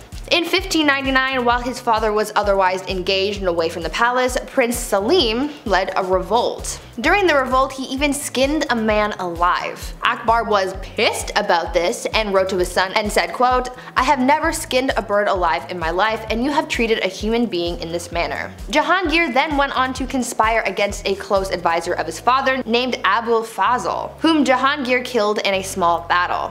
Despite Akbar being devastated at his son's behavior, he was the only male heir left to inherit, so on Akbar's deathbed he forgave his son and implored the nobles to recognize him as a leader. At number 6, sewed to an ox. Now Jahangir was emperor, but the trouble didn't stop there. I saw some sources recognize him as a somewhat benevolent figure, while others said that he was the exact opposite. He was pretty brutal, and his first task was crushing a rebellion against that which his own son began. Apple, not far from the tree. He was traveling to Lahore when he came across two nobles who were sympathetic to his son's cause, so he decided to punish them in a very peculiar and violent way. He ordered that one be sewed to the skin of an ass and the other to an ox. Now that is messed up. When he got to Lahore to face the rebels, he crushed them and blinded his own son as punishment. A ruler couldn't have any impediment, so therefore his son could no longer pursue the role. Then he hung his son's followers outside of Taxali Gate. Yeah, so even within the confines of war, this guy had some pretty messed up ideas. At number 5, the horse and his boy. On the less violent end of the spectrum, Jahangir was actually a big fan of the arts, science, and worldly things. Unlike his father, who couldn't read and write, an interesting skill for a ruler not to have, Jahangir was all about it. He really wasn't interested in military, which was a task he left to his son. But he did inherit his father's wealth, and considering he wasn't working in the military, he had time to indulge his curiosity. In his memoirs, there are fantastic paintings of exotic animals. There's a painting of a zebra that has a very funny story behind it. The zebra was being taken as a gift to the Safavid Shah, and it was traveling through the port of the empire. Jahangir heard about it and had it brought to court first, and didn't believe that it was real. He thought that it was a painted horse, so he had people try and wash them off. Only when the paint didn't come off did he realize his mistake and ordered that the wondrous creature be painted. At number 4, Shah Jahan and the Taj Mahal. Okay, so this one isn't messed up for violence or anything, but it is the ultimate love story, and we just can't leave it off this list. There is one part that is messed up to me because, man, I don't even know, but we will get to that. If you've ever been to India, then one of the stops you made on your trips was probably to the Taj Mahal, a breathtaking mausoleum built by the Mughal Emperor Shah Jahan to commemorate the love of his life. Considering how big and intricate it is, you know that their love was bigger than any storybook. An Indian poet called the Taj Mahal a teardrop on the cheek of time, a testament to grief and power. Mumtaz Mahal was Shah Jahan's favorite wife, forsaking all of his other wives just to be with her. They went everywhere together, even on military missions. This is where, from my perspective, where things get crazy. This woman delivered 14 children for her husband. 14. Sadly, whilst giving birth to the last, she passed away, inspiring her king to build this massive structure. Both Shah Jahan and his love are buried beneath it. At number 3, brothers at odds. Shah Jahan's rule was considered the golden rule of the Mughal Empire, so how do you top that? Aurangzeb did not even bother trying, and he kinda sucked. He was Shah Jahan's third son, and he was a very military-minded man, showing tactical and strategic military skill and unrivaled determination. Whereas his brother was a man of letters, and no, not the kind from Supernatural. Aurangzeb wanted power, and so in order to secure his rule, he confined his ailing father to his own palace, caused the death of one of his brothers, and had two more of his brothers, a son and a nephew, executed. He was literally committing fratricide left, right, and center. But it didn't matter to him because he gained control. His desire to prematurely end the lives of those who stood in his way was described as, quote, a wolf thirsting for the blood of his brothers, end quote. You would think that this motivation to gain power and rule on his own terms would mean that he had big plans for the empire, which in a way is true, but those plans and changes led to a lot of oppression, but we will get to that in a bit. At number 2, staked. Before we get into the oppression that Aurangzeb caused to his empire, let's talk about Emperor Farrukh Siyar. Farrukh Siyar was emperor of the Mughal Empire from 1713 to 1719. He was described as an incapable ruler who gave his power to all of his advisors. His rule caused many conspiracies and plots to arise within the court. He caused a lot of people a lot of pain for his plight for power. With the help of his allies, he gave many of his enemies the gift of the big sleep, but by far the most ruthless thing he did was kill Jahandar Shah and Zulfikar Khan Nusrat Jung. What made their deaths so brutal was the fact that when they went the emperor hung their heads on poles, and just to add insult to injury, he made their parents walk at their funeral. Luckily for the people of the Mughal Empire, Farrukh Siyar was killed by unknown assailants at the instructions of his close relatives, putting an end to his awful reign. And finally, at number 1, the Great Oppressor. Aurangzeb's rule sort of had 2 chapters to it. At first, Aurangzeb was a capable ruler of a mixed Muslim-Hindu empire who was feared yet respected for his vigor and skill, but around 1680, Aurangzeb's rule changed drastically in both policy and attitude. His once unified people of both Muslims and Hindus broke apart, and people of Hindu faith became subordinates, not colleagues. On top of that, Aurangzeb added some more oppression to the mix and not only destroyed Hindu temples, but he also reimposed the jizya tax on non-Muslims, after the tax was initially banned by Emperor Akbar. For the first 20 years of Aurangzeb's rule, he did not impose a tax, but all of a sudden he started demanding these payments, and historians believe that Hindu uprisings are what caused the emperor to act harshly towards the non-Muslim population. This discrimination caused a revolt to unfold that Aurangzeb's third son supported. Aurangzeb spent his last 50 years taking his aggressions out on the Hindus in the empire, and it's for this reason that he is remembered by many as a tyrant. At number 10, Caligula. This guy reigned for 4 years, and the amount of straight up excess he demanded led him to be the first Roman emperor to be assassinated. Caligula was 25 years old when he took power in 37 AD, and he was great! He announced political reforms and recalled all exiles, but within the same year he contracted an illness that sent him a little loopy. Like to the degree of ordering hundreds of Roman merchant ships to form a 2-mile floating bridge across the Bay of Bauli so he could spend 2 days galloping back and forth across it on his horse Incitatus. Oh, speaking of his horse, he loved that animal so much, giving him his own house with a marble stall and ivory manger. And he almost appointed the horse consul before Caligula met his end. It got worse in the years after his demise, like in 39 and 40 AD when he led campaigns to the Rhine and the English Channel, where he actually avoided battles and instead did things like commanding his troops to plunder the sea, which means gathering shells in their helmets. The perfectly sane kind of things that you do when your favorite quote is, "Remember that I have the right to do anything to anybody." Number 9. Ramses II. He literally has the most statues of himself of all the 4,000 years of Egyptian pharaohs. That is really all I gotta say, actually. Ramses II was undoubtedly the greatest pharaoh. I don't know if that justifies his spoiled ways, but it helps explain them at the very least. He was a master builder, a war hero, and brokered peace all around over his crazy long reign. But he was also really good at the whole propaganda thing. Like I said, he has statues of himself all over Egypt that even to this day are hard to avoid. Not to mention all the buildings built in his name, including a whole temple to himself and one to one of his wives, Nefertari. He moved the capital from Thebes to the new capital he created, named, unsurprisingly, Pi Ramses, from which he ruled for 67 years, had literally hundreds of children and dozens of wives. He also, kind of hilariously, renovated statues and temples erected by previous pharaohs with his tag, either to pay respect or what I'm going to go with, just to say, look at this big statue of some other dude, but always remember, trademarked by Ramses the Great. P.S. I'm awesome. Number 8. William II. Usually being overshadowed by his father William the Conqueror and his successor Henry I, William II wasn't a well-liked king. Particularly by the church, because William kept positions for bishops empty so he could take their incomes, which made me laugh when I read it actually. The Archbishop of Canterbury Anselm really had an issue with William, even going into exile until William ceased to live. But this just left the revenues of the Archbishop of Canterbury vacant, making William able to claim those funds as well until the end of his reign. He obviously was not a fan of the church, but his armies definitely were a fan of him.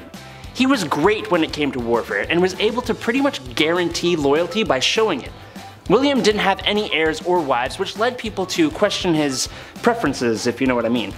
He ultimately met his end at the tip of an arrow during a hunting accident, but he was always remembered for being ruthless and giving in to his vices. Number 7. Monuments Men. It wasn't always a smooth ride for this specific bust. Sometimes it was a bust. I had to, why not? She spent 11 years in the private residence of Germany's expedition founder, Jacques Simon. Cut to 9 years later, that's when King Tut's tomb was discovered, a totally separate event, unbeknownst to them, connected. Howard Carter found King Tut's tomb in 1922, and of course afterwards the entire world was watching. Just a year later, her bust was finally moved to Berlin. It had a rocky go. It remained in Germans' hands throughout the entire war. Even that big ugly dude with the little mustache said that he himself would never relinquish the head of the queen. So thanks, Spittler. I can't say his name because YouTube. It was hidden in a salt mine throughout the entire Cold War. The Germans would arrive too late though sometimes when stealing rich pieces of art. Like in 1940 for example, they arrived at the Louvre and it was bare. The Mona Lisa was now in a child's bedroom. Curators had moved the pieces, thankfully. But when a bust of a long lost queen of Egypt was being held in a salt mine in the town of Merkers, the Monuments Men literally saved history. When Sergeant Kenneth C. Lindsay led his team down the 35 miles of tunnel, and aside from the queen's bust, billions of dollars of gold was also found down there, all stolen from the Germans. Number 6. Hidden chamber. Ancient Egyptian architecture is mind-blowing. Even to this day, we're trying to figure out how exactly everything was built. More and more secrets are coming out of all these hidden tombs. It's fascinating. Technology is for sure a helping hand when it comes to learning about our past queens and kings. And for Queen Nefertiti, her final resting place is now believed to be in a secret chamber in King Tut's tomb. This was years ago. Egypt tourist minister Hisham Zazou said the discovery was like a big bang. And I see no lies. It's perhaps one of the biggest discoveries of the 21st century. After radar tests were conducted, Egyptian officials were 90% sure they found a hidden chamber. And it was also full of treasures, so that's neat. And also, we're onto something.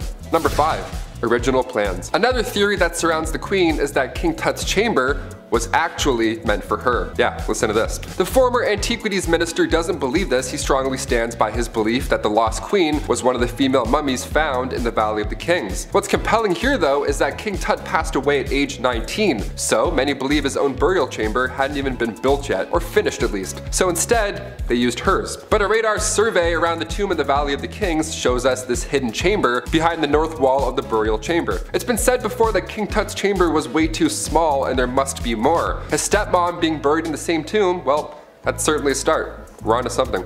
Number 4. Tomb alignment. Nobody knows angles like ancient Egyptians. The way they built the pyramids, I mean, they still stand today confidently. We're trying to figure out just how they made the pyramids in the first place. Meanwhile, there's a team inside the pyramids trying to figure out who is even buried in the walls. It's a whole fascinating mystery. Using ground penetrating radar, researchers were able to find this corridor, this log opening in the bedrock at the exact same depth of King Tut's chamber. And on top of that, these openings are facing the same direction. Tomb KV62 and this new chamber have the same orientation, so of course we're going to believe that they're connected. Because unconnected tombs don't often align, or don't ever align really, so that's also a sign. We're getting close. Let's just give me a shovel. I'll get in there. I'll help out. Be so gentle with everything. I'll feather things off. I've seen National Treasure.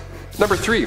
Brief ruling. The queen was the stepmother of King Tut. Her daughter was married to King Tut, so there's a handful of Egyptologists that believe that right before King Tut's ruling in the 14th century, there was this really small window where Nefertiti ruled as pharaoh. There's also a great deal of historians that believe Nefertiti was no ruler to her husband, King Akhenaten, but we don't have enough evidence quite yet to really know what happened. Hence why we're doing a mystery video on the long lost queen. Now we get it. The reason we're adamant on finding everything we can is because she literally changed Egyptian religion.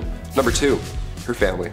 The queen's name translates to a beautiful woman has come, and given the fact that we still don't know her parentage, we have to use our national treasure brains here. A beautiful woman has come. Come from where? Well, early Egyptologists believed that Queen Nefertiti came from Syria.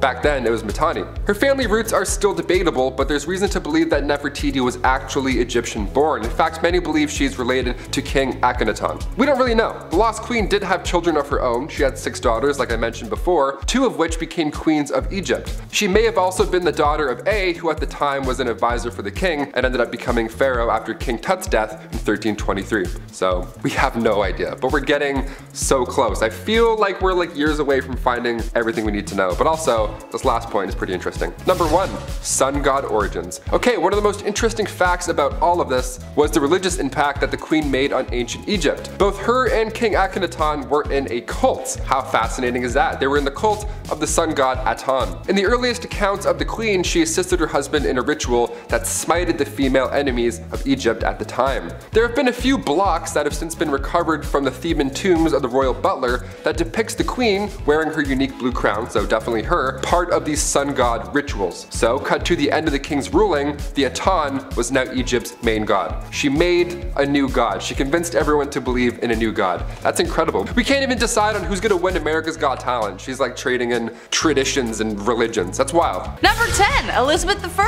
Good old Queen Bess is one of the most remembered queens in the British monarchy, male or female. She's a pretty big deal. Elizabeth loved to make her fellow male nobles fall under her spell. She was witty, cunning, and very well liked by her court. However, one of the things that earned her some enemies was establishing a Protestant England. Her sister Mary, her predecessor, fought very hard for the opposite. She was very Catholic, and we will get to how bloody that was later, but Queen Bess a lot of people off, especially Spain.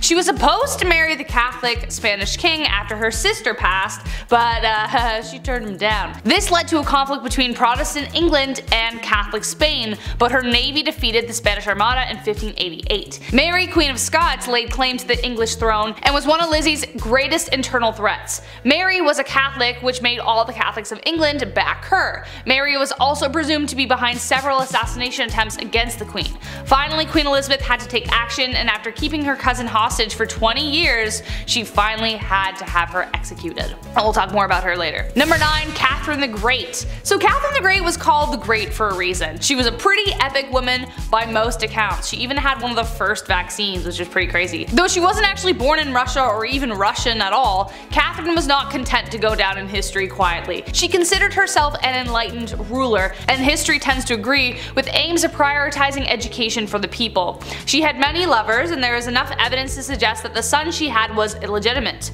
Peter III of Russia was hardly the man Catherine intended on marrying, and later planned a coup against him, which resulted in her position of power. However, the coup did turn bloody when on July 17th, Peter died under mysterious circumstances. There isn't proof that she was directly involved or even knew about it, but it cast a dark shadow over her reign for the rest of the time. Number 8, Grace O'Malley. We've got enough traditional royalty on this list that we definitely need to spice it up. Enter Grace O'Malley, the Pirate Queen of Ireland. Pirate Queen! What a title. Definitely considered unholy behavior, Grace abandoned the traditions of women of the time and fled to the sea.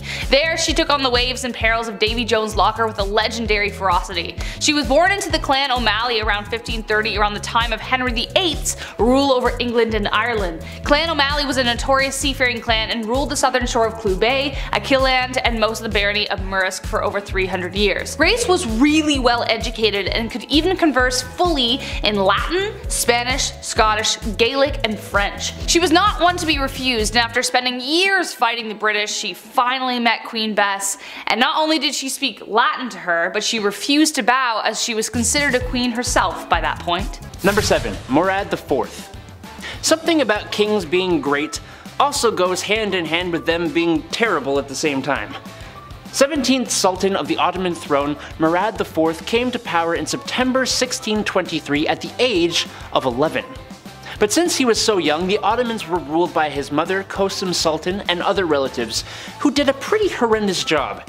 As a tween, he walked around the cities dressed as a commoner and would keep a list of those he could benefit from and those he could punish. At 11. At 21, he took control and also took some extreme precautions in order to eliminate the corruption within the empire. banning the use of alcohol and tobacco, and coming up with severe measurements for the regular collection of taxes. Murad IV would never be okay with people disobeying his laws and directives, even going around the city in plain clothes to check any undisciplined actions by the locals, and he would personally punish the offenders. He did a lot for the Ottomans, but boy was he harsh about it. He destroyed coffee houses, like, come on man. Number 6. Phalaris. Phalaris of Akragas was a tyrannical Sicilian ruler from around 571 to 554 BC. And this dude was so bad his own people overthrew him after his 16 years of rule. Phalaris became ruler by some unconventional ways when it came to other kings on this list. Some think he started as a farmer who held office, and other more fun stories say he was appointed to build a temple, and instead of doing that he took the money and built a fortress, allowing him to take power. He expanded the territory of Akragas from the south coast of Sicily all the way up to the north coast, but he was known much better for how gosh darn cruel he was. The most famous story would have to be the one of the Brazen Bull. An engineer was hired by Phalaris to create a new device for doing heinous things to his prisoners. The engineer presented him with a bronze bull. There was a door that could be opened to place a prisoner inside, then they would light a fire underneath, heating up the bull and causing the poor soul inside to thrash about and yell, making the bull seem alive. He then used it on the engineer. Thanks to the citizens' revolt though, he got to be the last victim of the bull. Looks like karma's a bull. Number 5. Louis XIV. King of France, the Sun King, the God-given. Ruling from 1638 to 1715, Louis XIV was well known for his love of art, which was apparent in the royal palace of Versailles he created, his love of women for his multiple wives and many more mistresses, and the comparison of himself to God, even taking up the sun as his symbol, being representative of Apollo, the sun god, and the literal reason we're all alive. A good symbol, honestly. The Palace of Versailles was used to host comedies, operas, and tragedies, and spectacular parties. His suite in the palace was made up of 3 apartments all for himself. The palace was big enough to hold his entire court so that none of them could really plot against him without him knowing. It also contained the Hall of Mirrors, which was a 71-meter long room with 357 mirrors around 17 arches opposite the massive windows. Unlike most other kings on this list, Louis XIV was a fantastic ruler. He was an incredibly lavish one though, which equals spoiled in my mind. Number 4. Ivan the Terrible. Ivan Tsar was a great military leader, pretty much setting up the Russian Empire. A great leader with an absolutely terrible temper.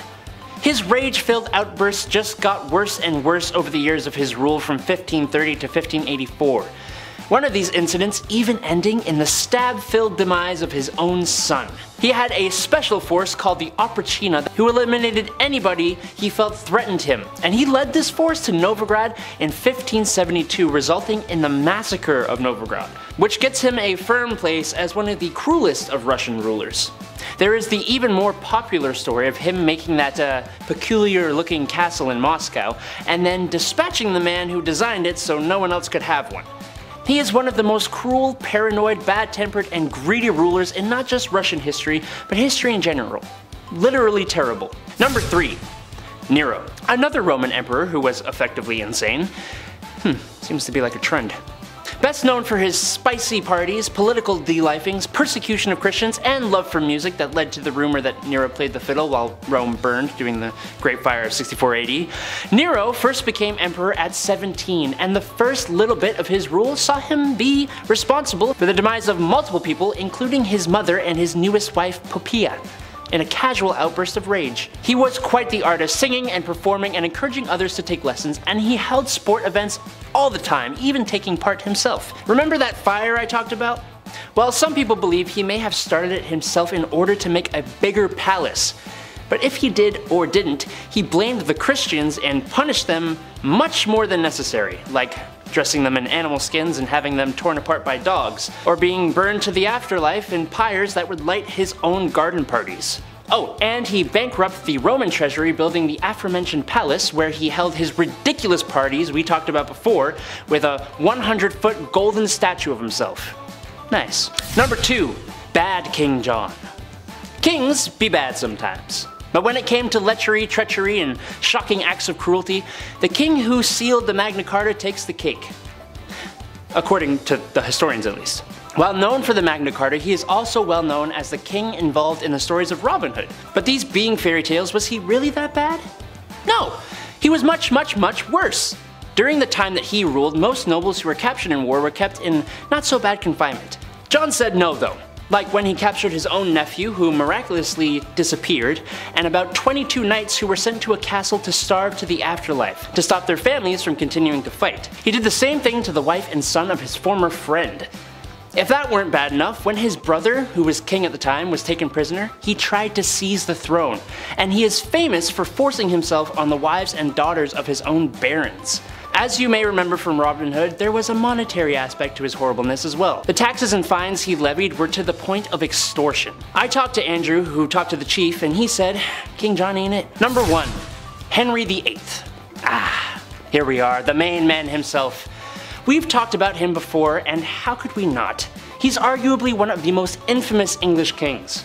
Historians have described him as obsessive, syphilitic, and a self-indulgent wife de-lifer and tyrant. These historians probably leave the best Google reviews. It's not just his whole multiple wives to find a male heir situation that makes him spoiled. Well, kind of it is. To achieve his personal ends, he literally spurred on a religious revolution that created the Church of England, the formal end of monasteries, and the Reformation. Which is hilarious because he wrote a treatise against Martin Luther that had him named Defender of the Faith by the Pope. Ironic. He, like many of the others, was a lover of art, music, and sport, at least in his younger years. But he was also an incredibly costly ruler. While he unified much of England with Wales and Ireland, in 1520, with King Francis I of France, Henry co-hosted the Field of the Cloth of Gold, which was incredibly lavish and showed off his immaturity. Speaking of immaturity, there are tons of cases where people were separated from their heads simply for not giving him what he wanted, including some of his friends and his wives.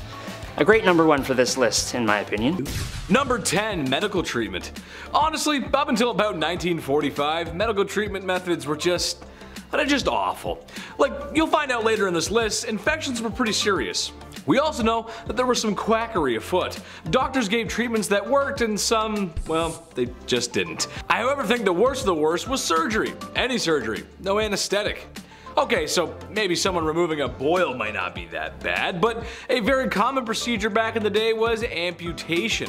Whether it was a grievous war injury, sickness, or an accident, when a limb needed to be lopped off, it was going to suck. Bone, muscle, arteries, tendons, just, oh boy, all the juicy stuff that makes me lightheaded. And what makes all the horror fans shriek at night, with delight. Say what you will about healthcare now, but just be thankful it ain't that. Number 9, body carrier. Go to school, get a job, work, and live. It's simple. Here in the Western world, you got options. Maybe you want to be a doctor, a pilot, or maybe even a lawyer. Johnny Depp needs your help right now, so maybe be a lawyer. Call him up. Say, Johnny, I can help you. Well, someone who could have used the help was the body collector. During medieval times, diseases were a big problem. The main culprit, of course, being the Black Plague. Folks were going belly up left, right, and center. The body collector's job was to literally collect the people who perished in their homes and the streets and bring them outside the city. Boy, what a lovely sight, and like I said, the corpses were carried outside of the city. What's more disturbing than that is it was done because there was no space to bury them. Too many. And for them, they didn't think it was an issue of germs and hygiene. They just did it because there wasn't enough room. Ugh. If you want to ruin your lunch, Google search images of Black Plague symptoms. Yucky. No good. Gross. Don't like it. Number 8. Ill-equipped. On more of a macro scale here, but back in medieval times, if you were a peasant, you were expected to fight for your lord whenever called upon. Whether that's resisting foreign invaders or fighting the neighboring towns, whose lords didn't show up to your lord's birthday party. That was a good joke, Adam wrote that one. You had to be there, whether you wanted to be or not. Joining up with the army in modern times could lead you to learning useful skills and could be a great career choice. It could be. But back then, the lords who forced you to fight for them were just terrified of you, so they taught you nothing, supplied you with no weapons, forcing you to use whatever farming tools really you had at home. And your military camps were so basic, more people probably bit the dust from getting sick than really going into battle. It wasn't a good time, I can tell you that. Number 7. Terrible Ivan. He wasn't called Ivan the very friendly and generous and would for sure never cause any harm to anyone ever. He was Ivan the Terrible, and for good reason. His actions are very unholy. Let's start with the fact that he killed his son's pregnant wife. and when his son came to confront dear old dad, his son was struck with a pointed staff, killing him in a fit of rage. A legend tells us that once St. Basil's Cathedral was finished construction, he was so pleased with the architect, to reward him for such magnificent work, Ivan gouged his eyes out so that no one would ever design something so beautiful again. His paranoia also caused the slaughter of Novgorod, where after he was done claiming thousands of lives, he burned all the fields just for good measure. Wouldn't want all those dead people farming without your permission. Should we tell him about the other world monuments? Number 6. Off with her head! Henry VIII is more well known for how he treated his wives more than his leadership. With a reign of over 20 years, the man had a few wives. 2 of his wives were executed for ridiculous reasons, another was divorced. Turns out, actually, the church wouldn't grant that divorce he was looking for. So Henry went and did the next best thing. He broke away from the Catholic Church and dissolved the monasteries, taking their wealth and redistributing it as he saw fit. Nothing is unholier than trying to get away from the church. Historians believe that his divorce actually led to the English Reformation. Number 5. Nothing left. Alexander the Great was an excellent warrior for his time. Having conquered so much at a young age is really quite impressive. His empire stretched from Greece all the way to India. For a history class or a good book, this is fine, but in reality, he was a conqueror. The places he was marching into weren't exactly happy to have spear-wielding visitors. He laid siege on multiple cities, executed those who defied him, and sold people into YouTube's least favorite S-word.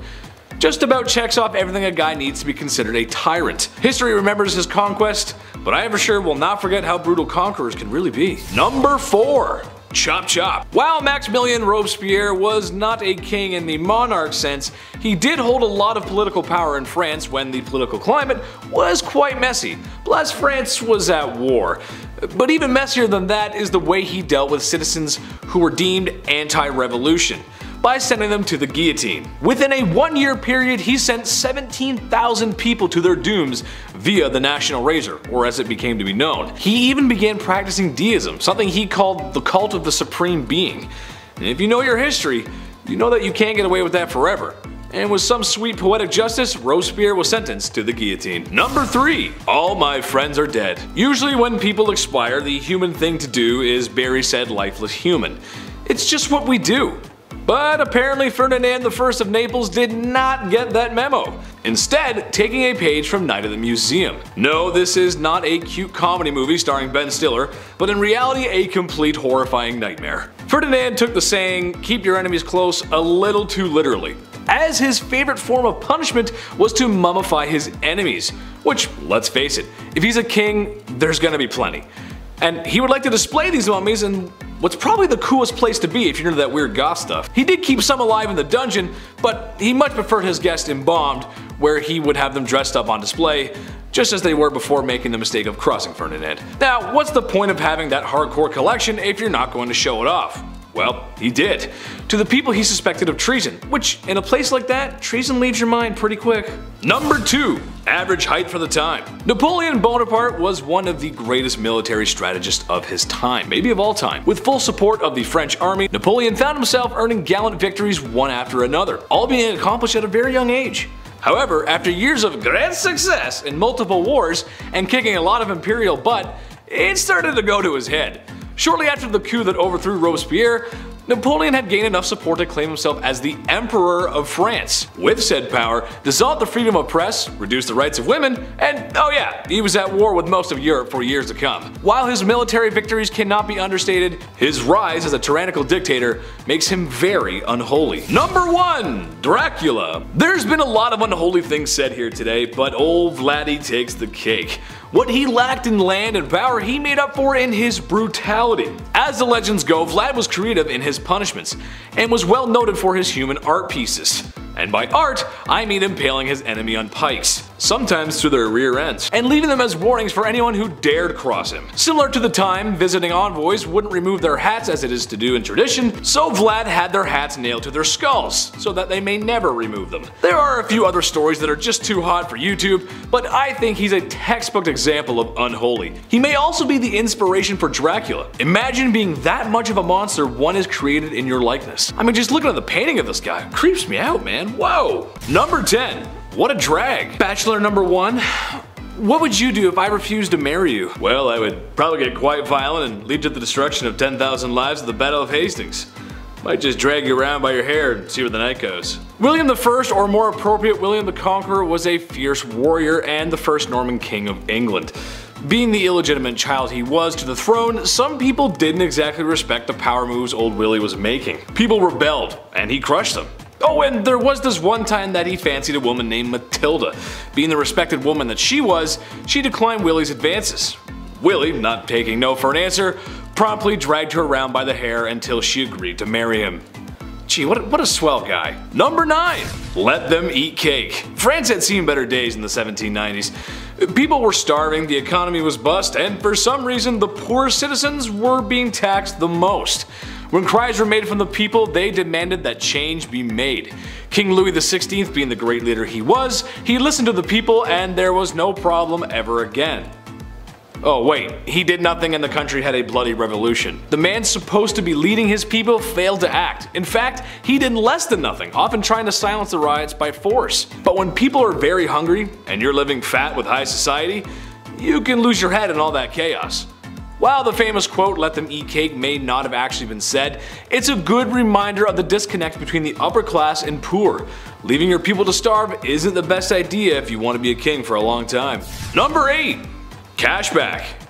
King George III had a simple ask of the American colonies. Right then, we just saved you all from the French and Indians, so now it's time to do the right thing and pick up the bill. Britain introduced new taxes on the colonies in order to pay back what it had spent on the previous war. But in reality, he was asking the colonies to pay up without much in return. Basically, I'm the king, I saved your skins, give me more money, which most people at the time couldn't afford. And I'm still gonna boss you around. The British Empire may have been victorious, but it was the colonists who felt all the effects of the war and the economy. This happened multiple times before some patriots had had enough and decided to act. And what he did when the people he was forcing to give money spilt a little tea? Well, he sent British troops for a semi-friendly military occupation. I hate to loan this guy a nickel. Number 7, Mary Queen of Scots. I told you I was gonna bring her up. A name you will recognize as I've already mentioned her before, but in terms of who the villain in that story is, it depends on which side you're telling the story on. Mary's story is full of tragedy, romance, betrayal, loss, and heartbreak. Unlike Lizzie, Mary was a dedicated Catholic and spent the entirety of her reign trying to gather the Catholics against Elizabeth. She had a series of marriages and relationships that led to tragedy every which way she went. Her first husband, the Dauphin of France, died shortly after their marriage. Her second husband she loved until he became a drunkard, and then she just started running things. But he was mysteriously unalived while she was 6 months pregnant. He was inside a building that exploded, but his body landed outside and it turned out he was strangled, so what happened there? She would later give birth to 2 stillborn sons, but she would have sons later on. She would have a son who would inherit the throne after Elizabeth's death, but it was due to Mary's plotting and scheming that eventually ended her in death. So she did actually plot to kill Elizabeth. So that's a pretty unholy deed, I would say. Number 6. Princess Olga of Kiev. Okay, wow, this woman. One saint you definitely don't want to mess with. Despite being a saint, Princess Olga of Kiev was actually pretty sinful. She was one of the most vicious and vengeful rulers in the history of Kievan Rus, which would later become Russia, Ukraine, and Belarus. Olga took center stage after her husband died and made sure she would never be forgotten. Her husband died in a very gruesome way by the enemies that we're going to talk about in a second. When the people who viciously unalived her husband tried to persuade her to marry their leader, they sent 20 men. Olga told them to wait in their boats, had her men dig a ditch in the meantime, and the next morning buried the men alive. She then lied and told the king she would accept his offer if he sent his best company to retrieve her. He didn't know about all that stuff yet. When they got there, she locked them in a bathhouse and torched it. But it didn't stop there. Olga didn't stop there, that's not her style. She would later host a steak dinner with her enemies in which they were staked. Very Vlad the Impaler, I know. Then she set whole villages on fire by attaching sulfur to pigeons, and then it was just crazy. Damn, like hell has no fury like a woman scorned, let me tell you. Number 5. Queen Isabella I. The Spanish Inquisition, pretty high up there as far as terrifying points in history go. If you weren't willing to convert to Catholicism, you were tormented, interrogated, and burned at the stake. Who was behind this awful time in history? This lady, Queen Isabella I. Technically, as she was fighting for a holy order for the Catholic Church, this can be seen as holy, But was it? Burning people at the stake because they didn't share this belief? Not cool, Isabel. She created a secular government through her reign which allowed for the monarchy to have more power. Being a pious Catholic, she made Catholicism the official religion and created a tribunal to make this happen. Secret service or a secret police that spread fear wherever they went. Her direct influence caused the Jewish population to falter for a really long time after. Number 4, Frédégonde of Soissons. Okay, maybe said that wrong, so I apologize. Kind of impressed with her rise to power. She went from slave attendant to queen. How do you bridge that gap? No idea. Boy was she ferocious. Assassination and manipulation were her main political tools. Frédégonde was among a small number of enslaved women in the Merovingian household that became a queen. Merovingian was the OG Central Europe before everything got split up. She survived political dangers and retained her husband's loyalty and could persuade monks and priests to jump onto her plots with ease. She encouraged her husband, the king, to set aside his first wife and then even take the life of his second. But his second wife, Galswinde, had a sister named Brunhild who became the mortal enemy of Frédégonde. She had good reason to be. Frédégonde continued to do everything she could to secure her position, one assassination after the next. She was a pretty stormy lady. Number 3, Bathory. Okay. Alright. Technically not a queen, I get it, but she might as well have been with the power that she had. So fight me. She's remembered as the most evil woman in the world in history, I think. I don't know. That's my opinion.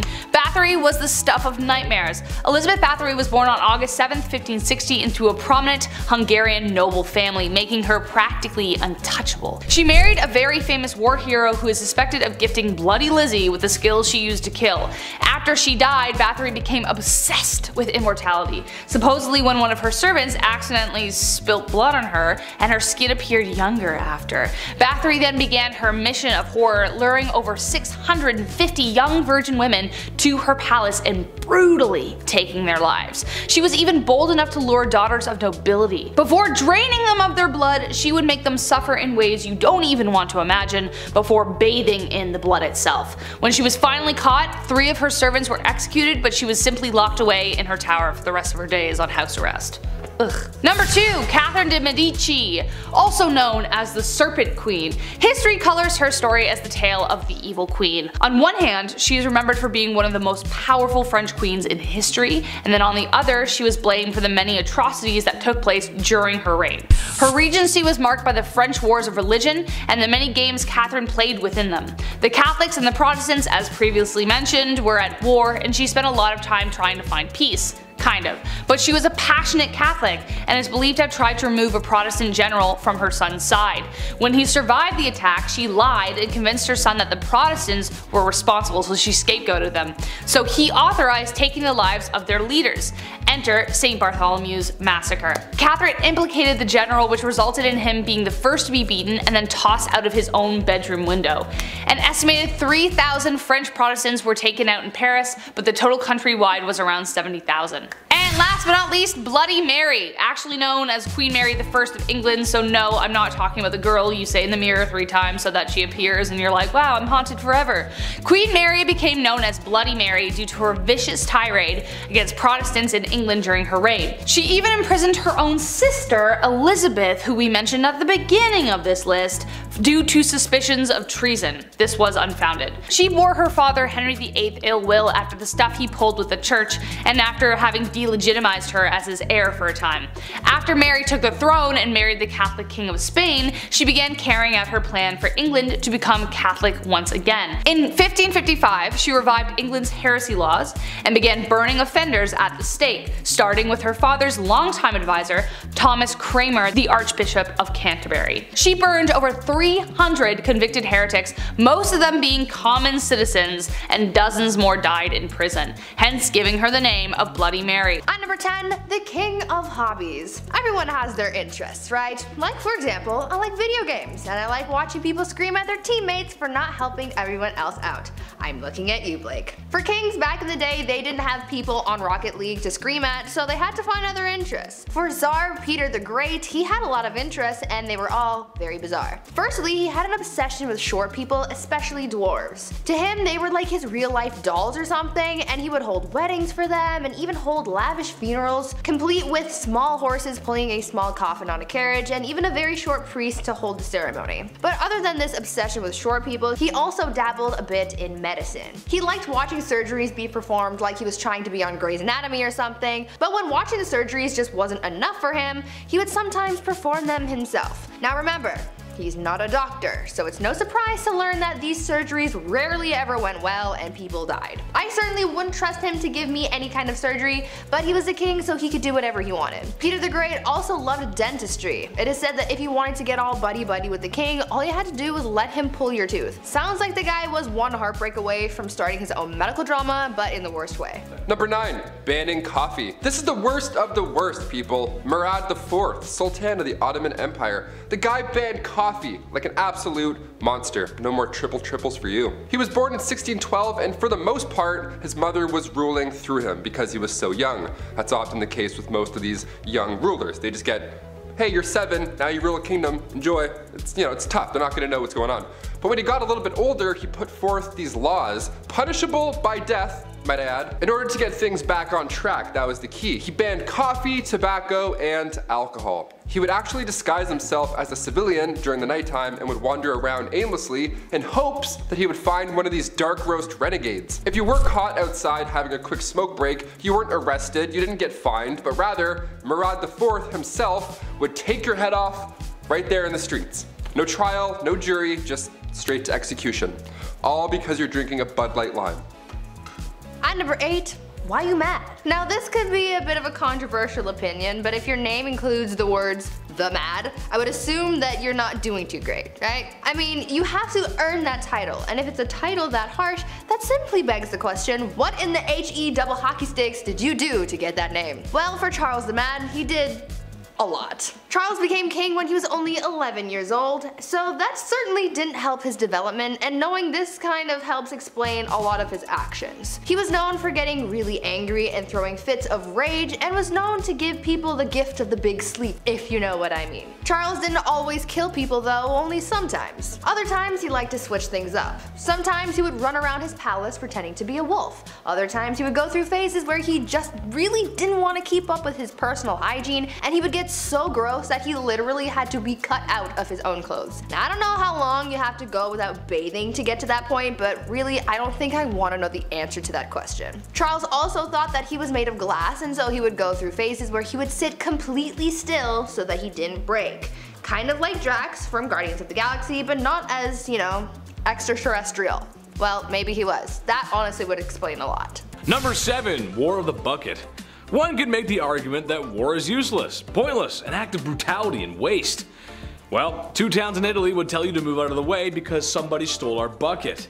Yes, that's right. To make a very long story short, at this time and place in Europe, there was a ton of political strife, especially due to the Pope and the Holy Roman Emperor. All this nonsense boiled down to 2 towns, Bologna and Modena. Sounds like Bologna, but I think it's Bologna. Anyway, the towns were close and supported different political beliefs, one supporting the emperor, one supporting the pope, and they were feuding. And eventually, they would go to war over a stolen bucket. Except actually during my research, it turns out the bucket may have been stolen after the war was over. It kind of gets a little muddy there because it's a long time ago, but the point still stands. They were fighting for nonsensical reasons, not very nice. Number 6, the fashion police. You're wearing stripes. Ew. Don't you know polka dots are in?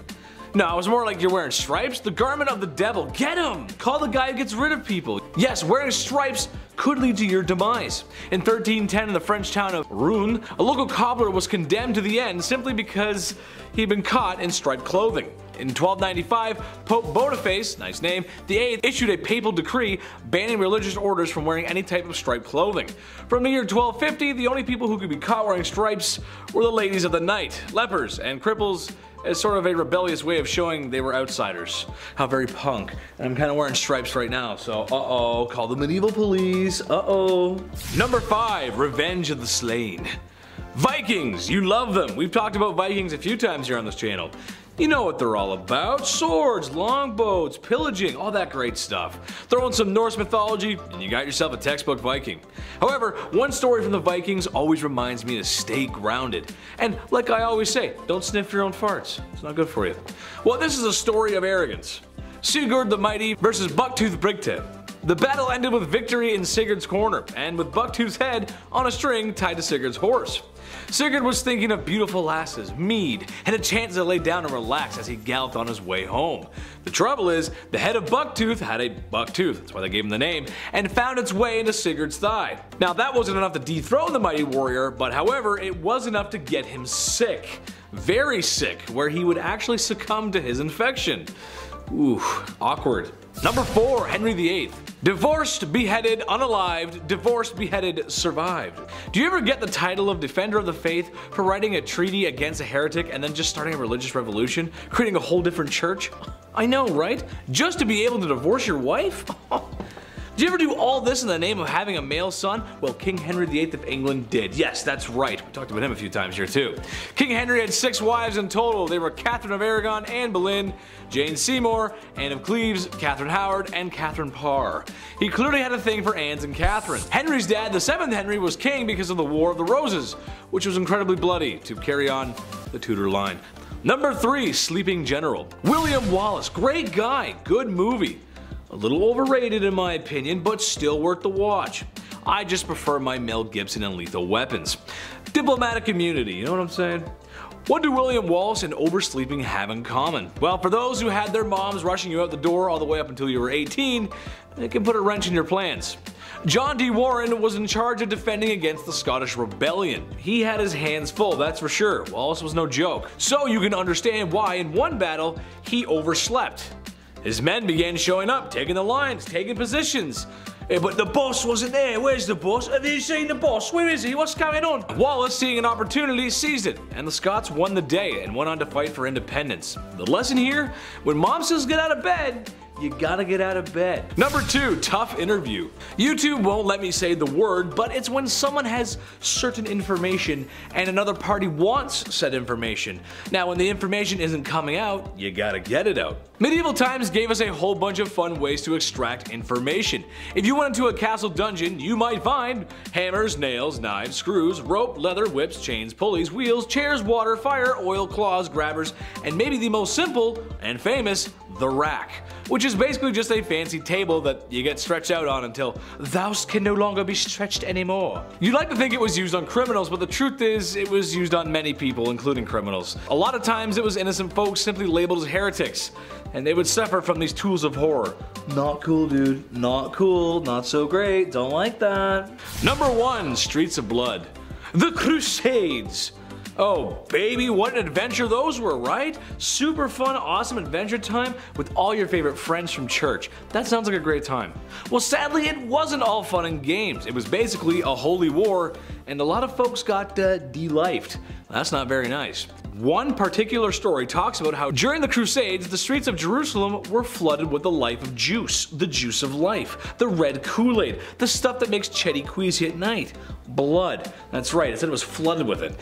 Each time a side in the Crusades did something heinous, it seems it was always returned with another heinous act. We've moved past that now. We moved past that. At number 10, royal enemas. Apparently, back in the day, enemas were all the rage amongst the elite. It was believed that enemas were good for your health, so everyone was doing it to try and live a little longer than the rest of those commoners and peasants. One person who really just couldn't get enough enemas in his life was King Louis XIV. It is believed that over the course of his life, Louis XIV received thousands of enemas. When I tell you this guy was obsessed, I'm not kidding. One year, Louis received 212 enemas.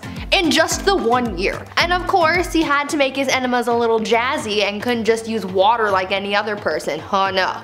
My guy was using things like almond milk. His enemas were also sometimes scented with orange or rose, and sometimes even colored just to make it a little more special. To get an idea of just how obsessed the elite were with receiving enemas, just think about the fact that a French duchess once received one during a court ball. The duchess was in the middle of having a conversation with Louis XIV, and during this conversation, one of her maids came over, snuck under her dress, and gave the duchess an enema on the spot. Ew.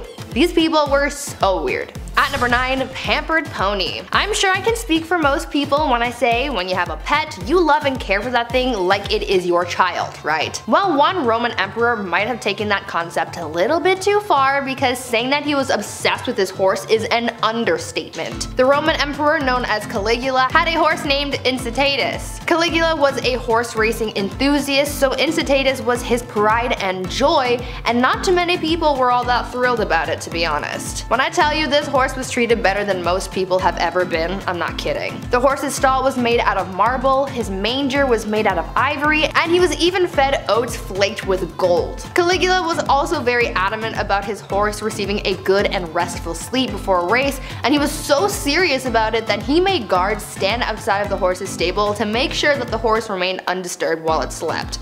This horse even had its own furniture. Like, what is he gonna do with it? He's a horse. Caligula was so fond of his horse that he even made it a priest and promised to make him consul, which was the lead position in the Roman government after the emperor, highly coveted by senators. This was the last straw for people because the emperor was putting his horse above his own people, so he was assassinated. Now, before I carry on telling you guys about the wild and crazy things that kings did back in the day, I would like to first ask you guys to consider leaving a like on this video if you're enjoying it so far, and also maybe think about subscribing as well to see more videos like this one. At number 8, Mumia medicine. It's safe to say that medicine from the past is very different from modern times. These days we have pharmaceuticals to treat illnesses, but back in the days of old there were very different and quite questionable methods of treating ailments, and one of those methods included cannibalism. In the 16th and 17th centuries, it was common practice for elites like priests, kings, and other nobles to consume remedies that included human bones, blood, and fat as medicine to treat ailments from headaches to epilepsy, and this practice was called Mumia medicine. At first, it started with people using Egyptian mummies and skulls from Irish graves for use in medicine, as bones would be ground and used in different tinctures for various uses. But soon, other parts of the body started to be used. Human fat was later used to treat ailments on the outside of the body, and blood would be consumed as well, as it was believed to contain the vitality of life. Several monarchs were known to use Mumia medicine, like Charles II and William II of England, Francois I of France, and Christian IV of Denmark. Number 7. Party hard. Zhu Huzhou was the emperor of the Ming dynasty in the early 1500s. Now lately we've been talking about kings and queens, we're on part 2s for both now, and there's a good amount who simply just aren't ready, they're too young to rule. Like Joffrey from Game of Thrones. Kings like that actually existed, they were horrible. They were young, they were too young to know what was right and wrong. Plus they usually have some corrupt parents whispering in their ears the entire time. Zhu took the throne at just age 14, and for a while, ministers were confident that he would grow into the role and become the leader that he was born to be. Well, when he got older, he transformed a zoo just outside of Beijing, he transformed it into his own personal brothel. Yum. I mean, on one hand, I'm glad the animals are free, but like, a zoo? You couldn't find a more romantic place? Can convert an Applebee's to a brothel, maybe? I don't know, something with AC? His final days were spent partying, and some would say a little bit too hard. He got intoxicated and fell from a boat. That's how he ended his life. Honestly, not a bad way to go out. Pretty OG. At number 6, love game. A lot of kings and queens throughout history have been known to engage in the horizontal hustle a lot. I mean, when you're a ruler of a kingdom, you don't really have much to do in your spare time, so what else are you gonna do? Play a board game? No. These monarchs were getting busy all the time, but there was one king who was just so obsessed with getting a good old pickle tickle that it just became his whole personality. King Philip V was known to be a nymphomaniac, and he liked doing the deed a lot, but because at the time, the Catholic Church said that having sexy time with anyone but your spouse was a sin, the king and his wife were getting busy all the time. Eventually, his first wife caught on to how to use this to her advantage, and she would often refuse to sleep with him until she got her way with anything she suggested or demanded from him. You would think that he would catch on to this game, but maybe his urges were just so strong because he always caved and gave her what he wanted. Obviously, this man did not follow Hoodville. Absolutely not. Just to give you guys an idea of how obsessed this guy was, when his wife was on her deathbed, before she went he literally tried to get one last bang in. On her deathbed. Like, dude, not the time. Number 5. George V. We love hobbies here on Bumblebee. I mean, I used to collect special quarters growing up. I swear to God. The only time I've ever been good at saving money was when I was 12. I would see one of these and be like, don't touch it. George V turned out he loved stamps. A lot. Like a lot. Since he was a wee young lad, he was collecting these little guys. Here's the unusually impressive part about him though and his hobby. He continued to collect stamps during World War I. This guy was busy, everybody's trying to stay alive, and George is just licking stamps in the library like a prince. Like all collections, it started at an early age and now it's at the point where it's past impressive and it's just borderline strange. This guy had albums on albums of stamps. He had around 330 albums, each with 60 pages full of stamps. Quick maths, that's like 20,000 pages full of stamps. So naturally he was nicknamed the King of Stamps, or rather the King of Philately, the official term for collecting stamps. It's a nice word. Philately. Philately. Back in 1905, he set an all-time stamp record, which I didn't even know that was the thing, and it was the most money ever spent on a single stamp. The guy dropped like 220,000 US on a single stamp. Somebody even asked the prince down the road if he had heard about this idiot who spent 1,400 pounds on a stamp, and he was proud of it. He was like, that was me, you wanna see it? The next King George is a little different, to say the least. At number 4, womanizer. I'm going to preface this by saying that George IV of England was voted as England's worst king by historians, so that should already tell you a lot about this guy. Georgie here was yet another one of those monarchs who was a little too invested in his intimate conquests, you know? Now we do know that the encounters that he was on were all consensual, so that's a plus. However, he was still creepy about it. Yeah. This man tried everything to get a woman to sleep with him. He would throw a tantrum if she said no, or threaten to end his life if he didn't get to do the 8-legged nature dance, you know? Somehow, this had a pretty good success rate, even though he was not a catch at all. It feels like this was one of those situations where you kind of just give in to make him stop talking, you know? Anyways, this guy was super creepy because on top of the lengths that he would go to just to get some time in the sack, he also kept trophies of his conquests. He would ask each of the people he slept with for a lock of their hair and he kept them all. Back then it was kind of common for lovers to keep locks of each other's hair, but George's collection was alarming because of just how many locks of hair there were. After the king died, his brothers found 7,000 envelopes, each with a lock of hair that was, quote, enough to stuff a sofa, end quote. Fun fact, if you want to see this insane collection, it is in a museum in Scotland, so check that out if you want, I guess. Number 3, Kleptomania Part 2. On our spoiled queens list, Brie mentioned Queen Mary and how she just couldn't stop stealing, which is hilarious to me, just this old lady stealing your shit. Well, the last king of Egypt also had sticky fingers. He was even better at it too. Check this out. Farouk I was the youngest son of Egypt's first king, Fuad I. Now born in 1920 in Alexandria, and in his early days at school, he couldn't concentrate. The king sent him to England even after to hopefully find a better way of teaching, something that works for him, but still it was to no avail. Once the king passed away in 1936, Farouk then got the throne, but also so much property and so much money. He had hundreds of fancy cars, 75,000 acres of land. This guy had it all. Literally, he had anything he could think of, but still he felt like he needed to take more, to steal. At 17 years old, he would slam 12 eggs for breakfast and then wash it down with 30 bottles of beer. Nutritious and delicious. Horrible. On top of the fact that he loved to steal, he was the biggest hoarder. So he had thousands of shirts, randomly. He also had 50 diamond-studded walking sticks for some reason, and like a prince such as myself, he too collected coins. I mean, his collection was much nicer, but still, great minds think alike. Spoiled minds think alike, rather. Oh shit, this is eye-opening. One of the most bizarre facts about Farouk was he pickpocketed Winston Churchill once. He took the guy's watch. After everything I just said, he still decided to steal his watch. What a gem. We love him. Yeah. At number 2, the King of Pettiness. Let's talk about a ruler that the Indian state of Alwar has described as controversial. If his own people are calling him controversial, then you know something's up, and boy, you better strap in because you're in for a wild ride with this one. Maharaja Jai Singh was pretty eccentric in a pretty dark way. He was known to have a temper and act on impulse, and he did some very questionable and downright scary things. He was known to be very competitive and hated to lose. One time while playing polo, he and his team lost, and so in retaliation he blamed the horse he was using and made the horse get extra crispy. He fired his horse. I'm sure you know where I'm going with that.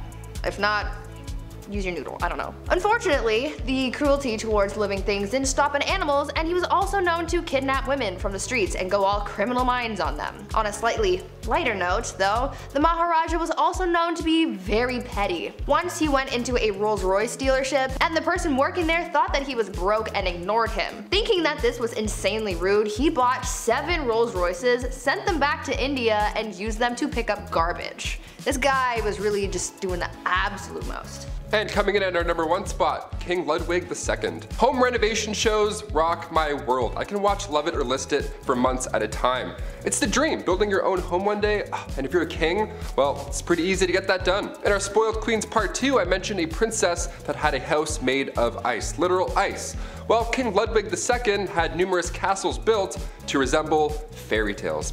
Literally, like fairy tales. I gotta admit, I kind of love this a lot. Ludwig was only 18 when he became the King of Bavaria in 1864, and then he had castles, like castles, more than one, built after he was inspired from romantic literature and spending some time at the opera. The kid was a dreamer, you gotta love it. He would spend his nights in one castle looking through a telescope at his new castle being built, so he would just watch it all night. That's like the king's way of waiting for your Amazon delivery. Just standing there, just like, oh, it's coming. 17 years and it's done. Just 4 years in, he designed his own castle, and to this day, it's one of the most photographed places in the world. Neuschwanstein Castle. Go check it out. It's literally a paradise.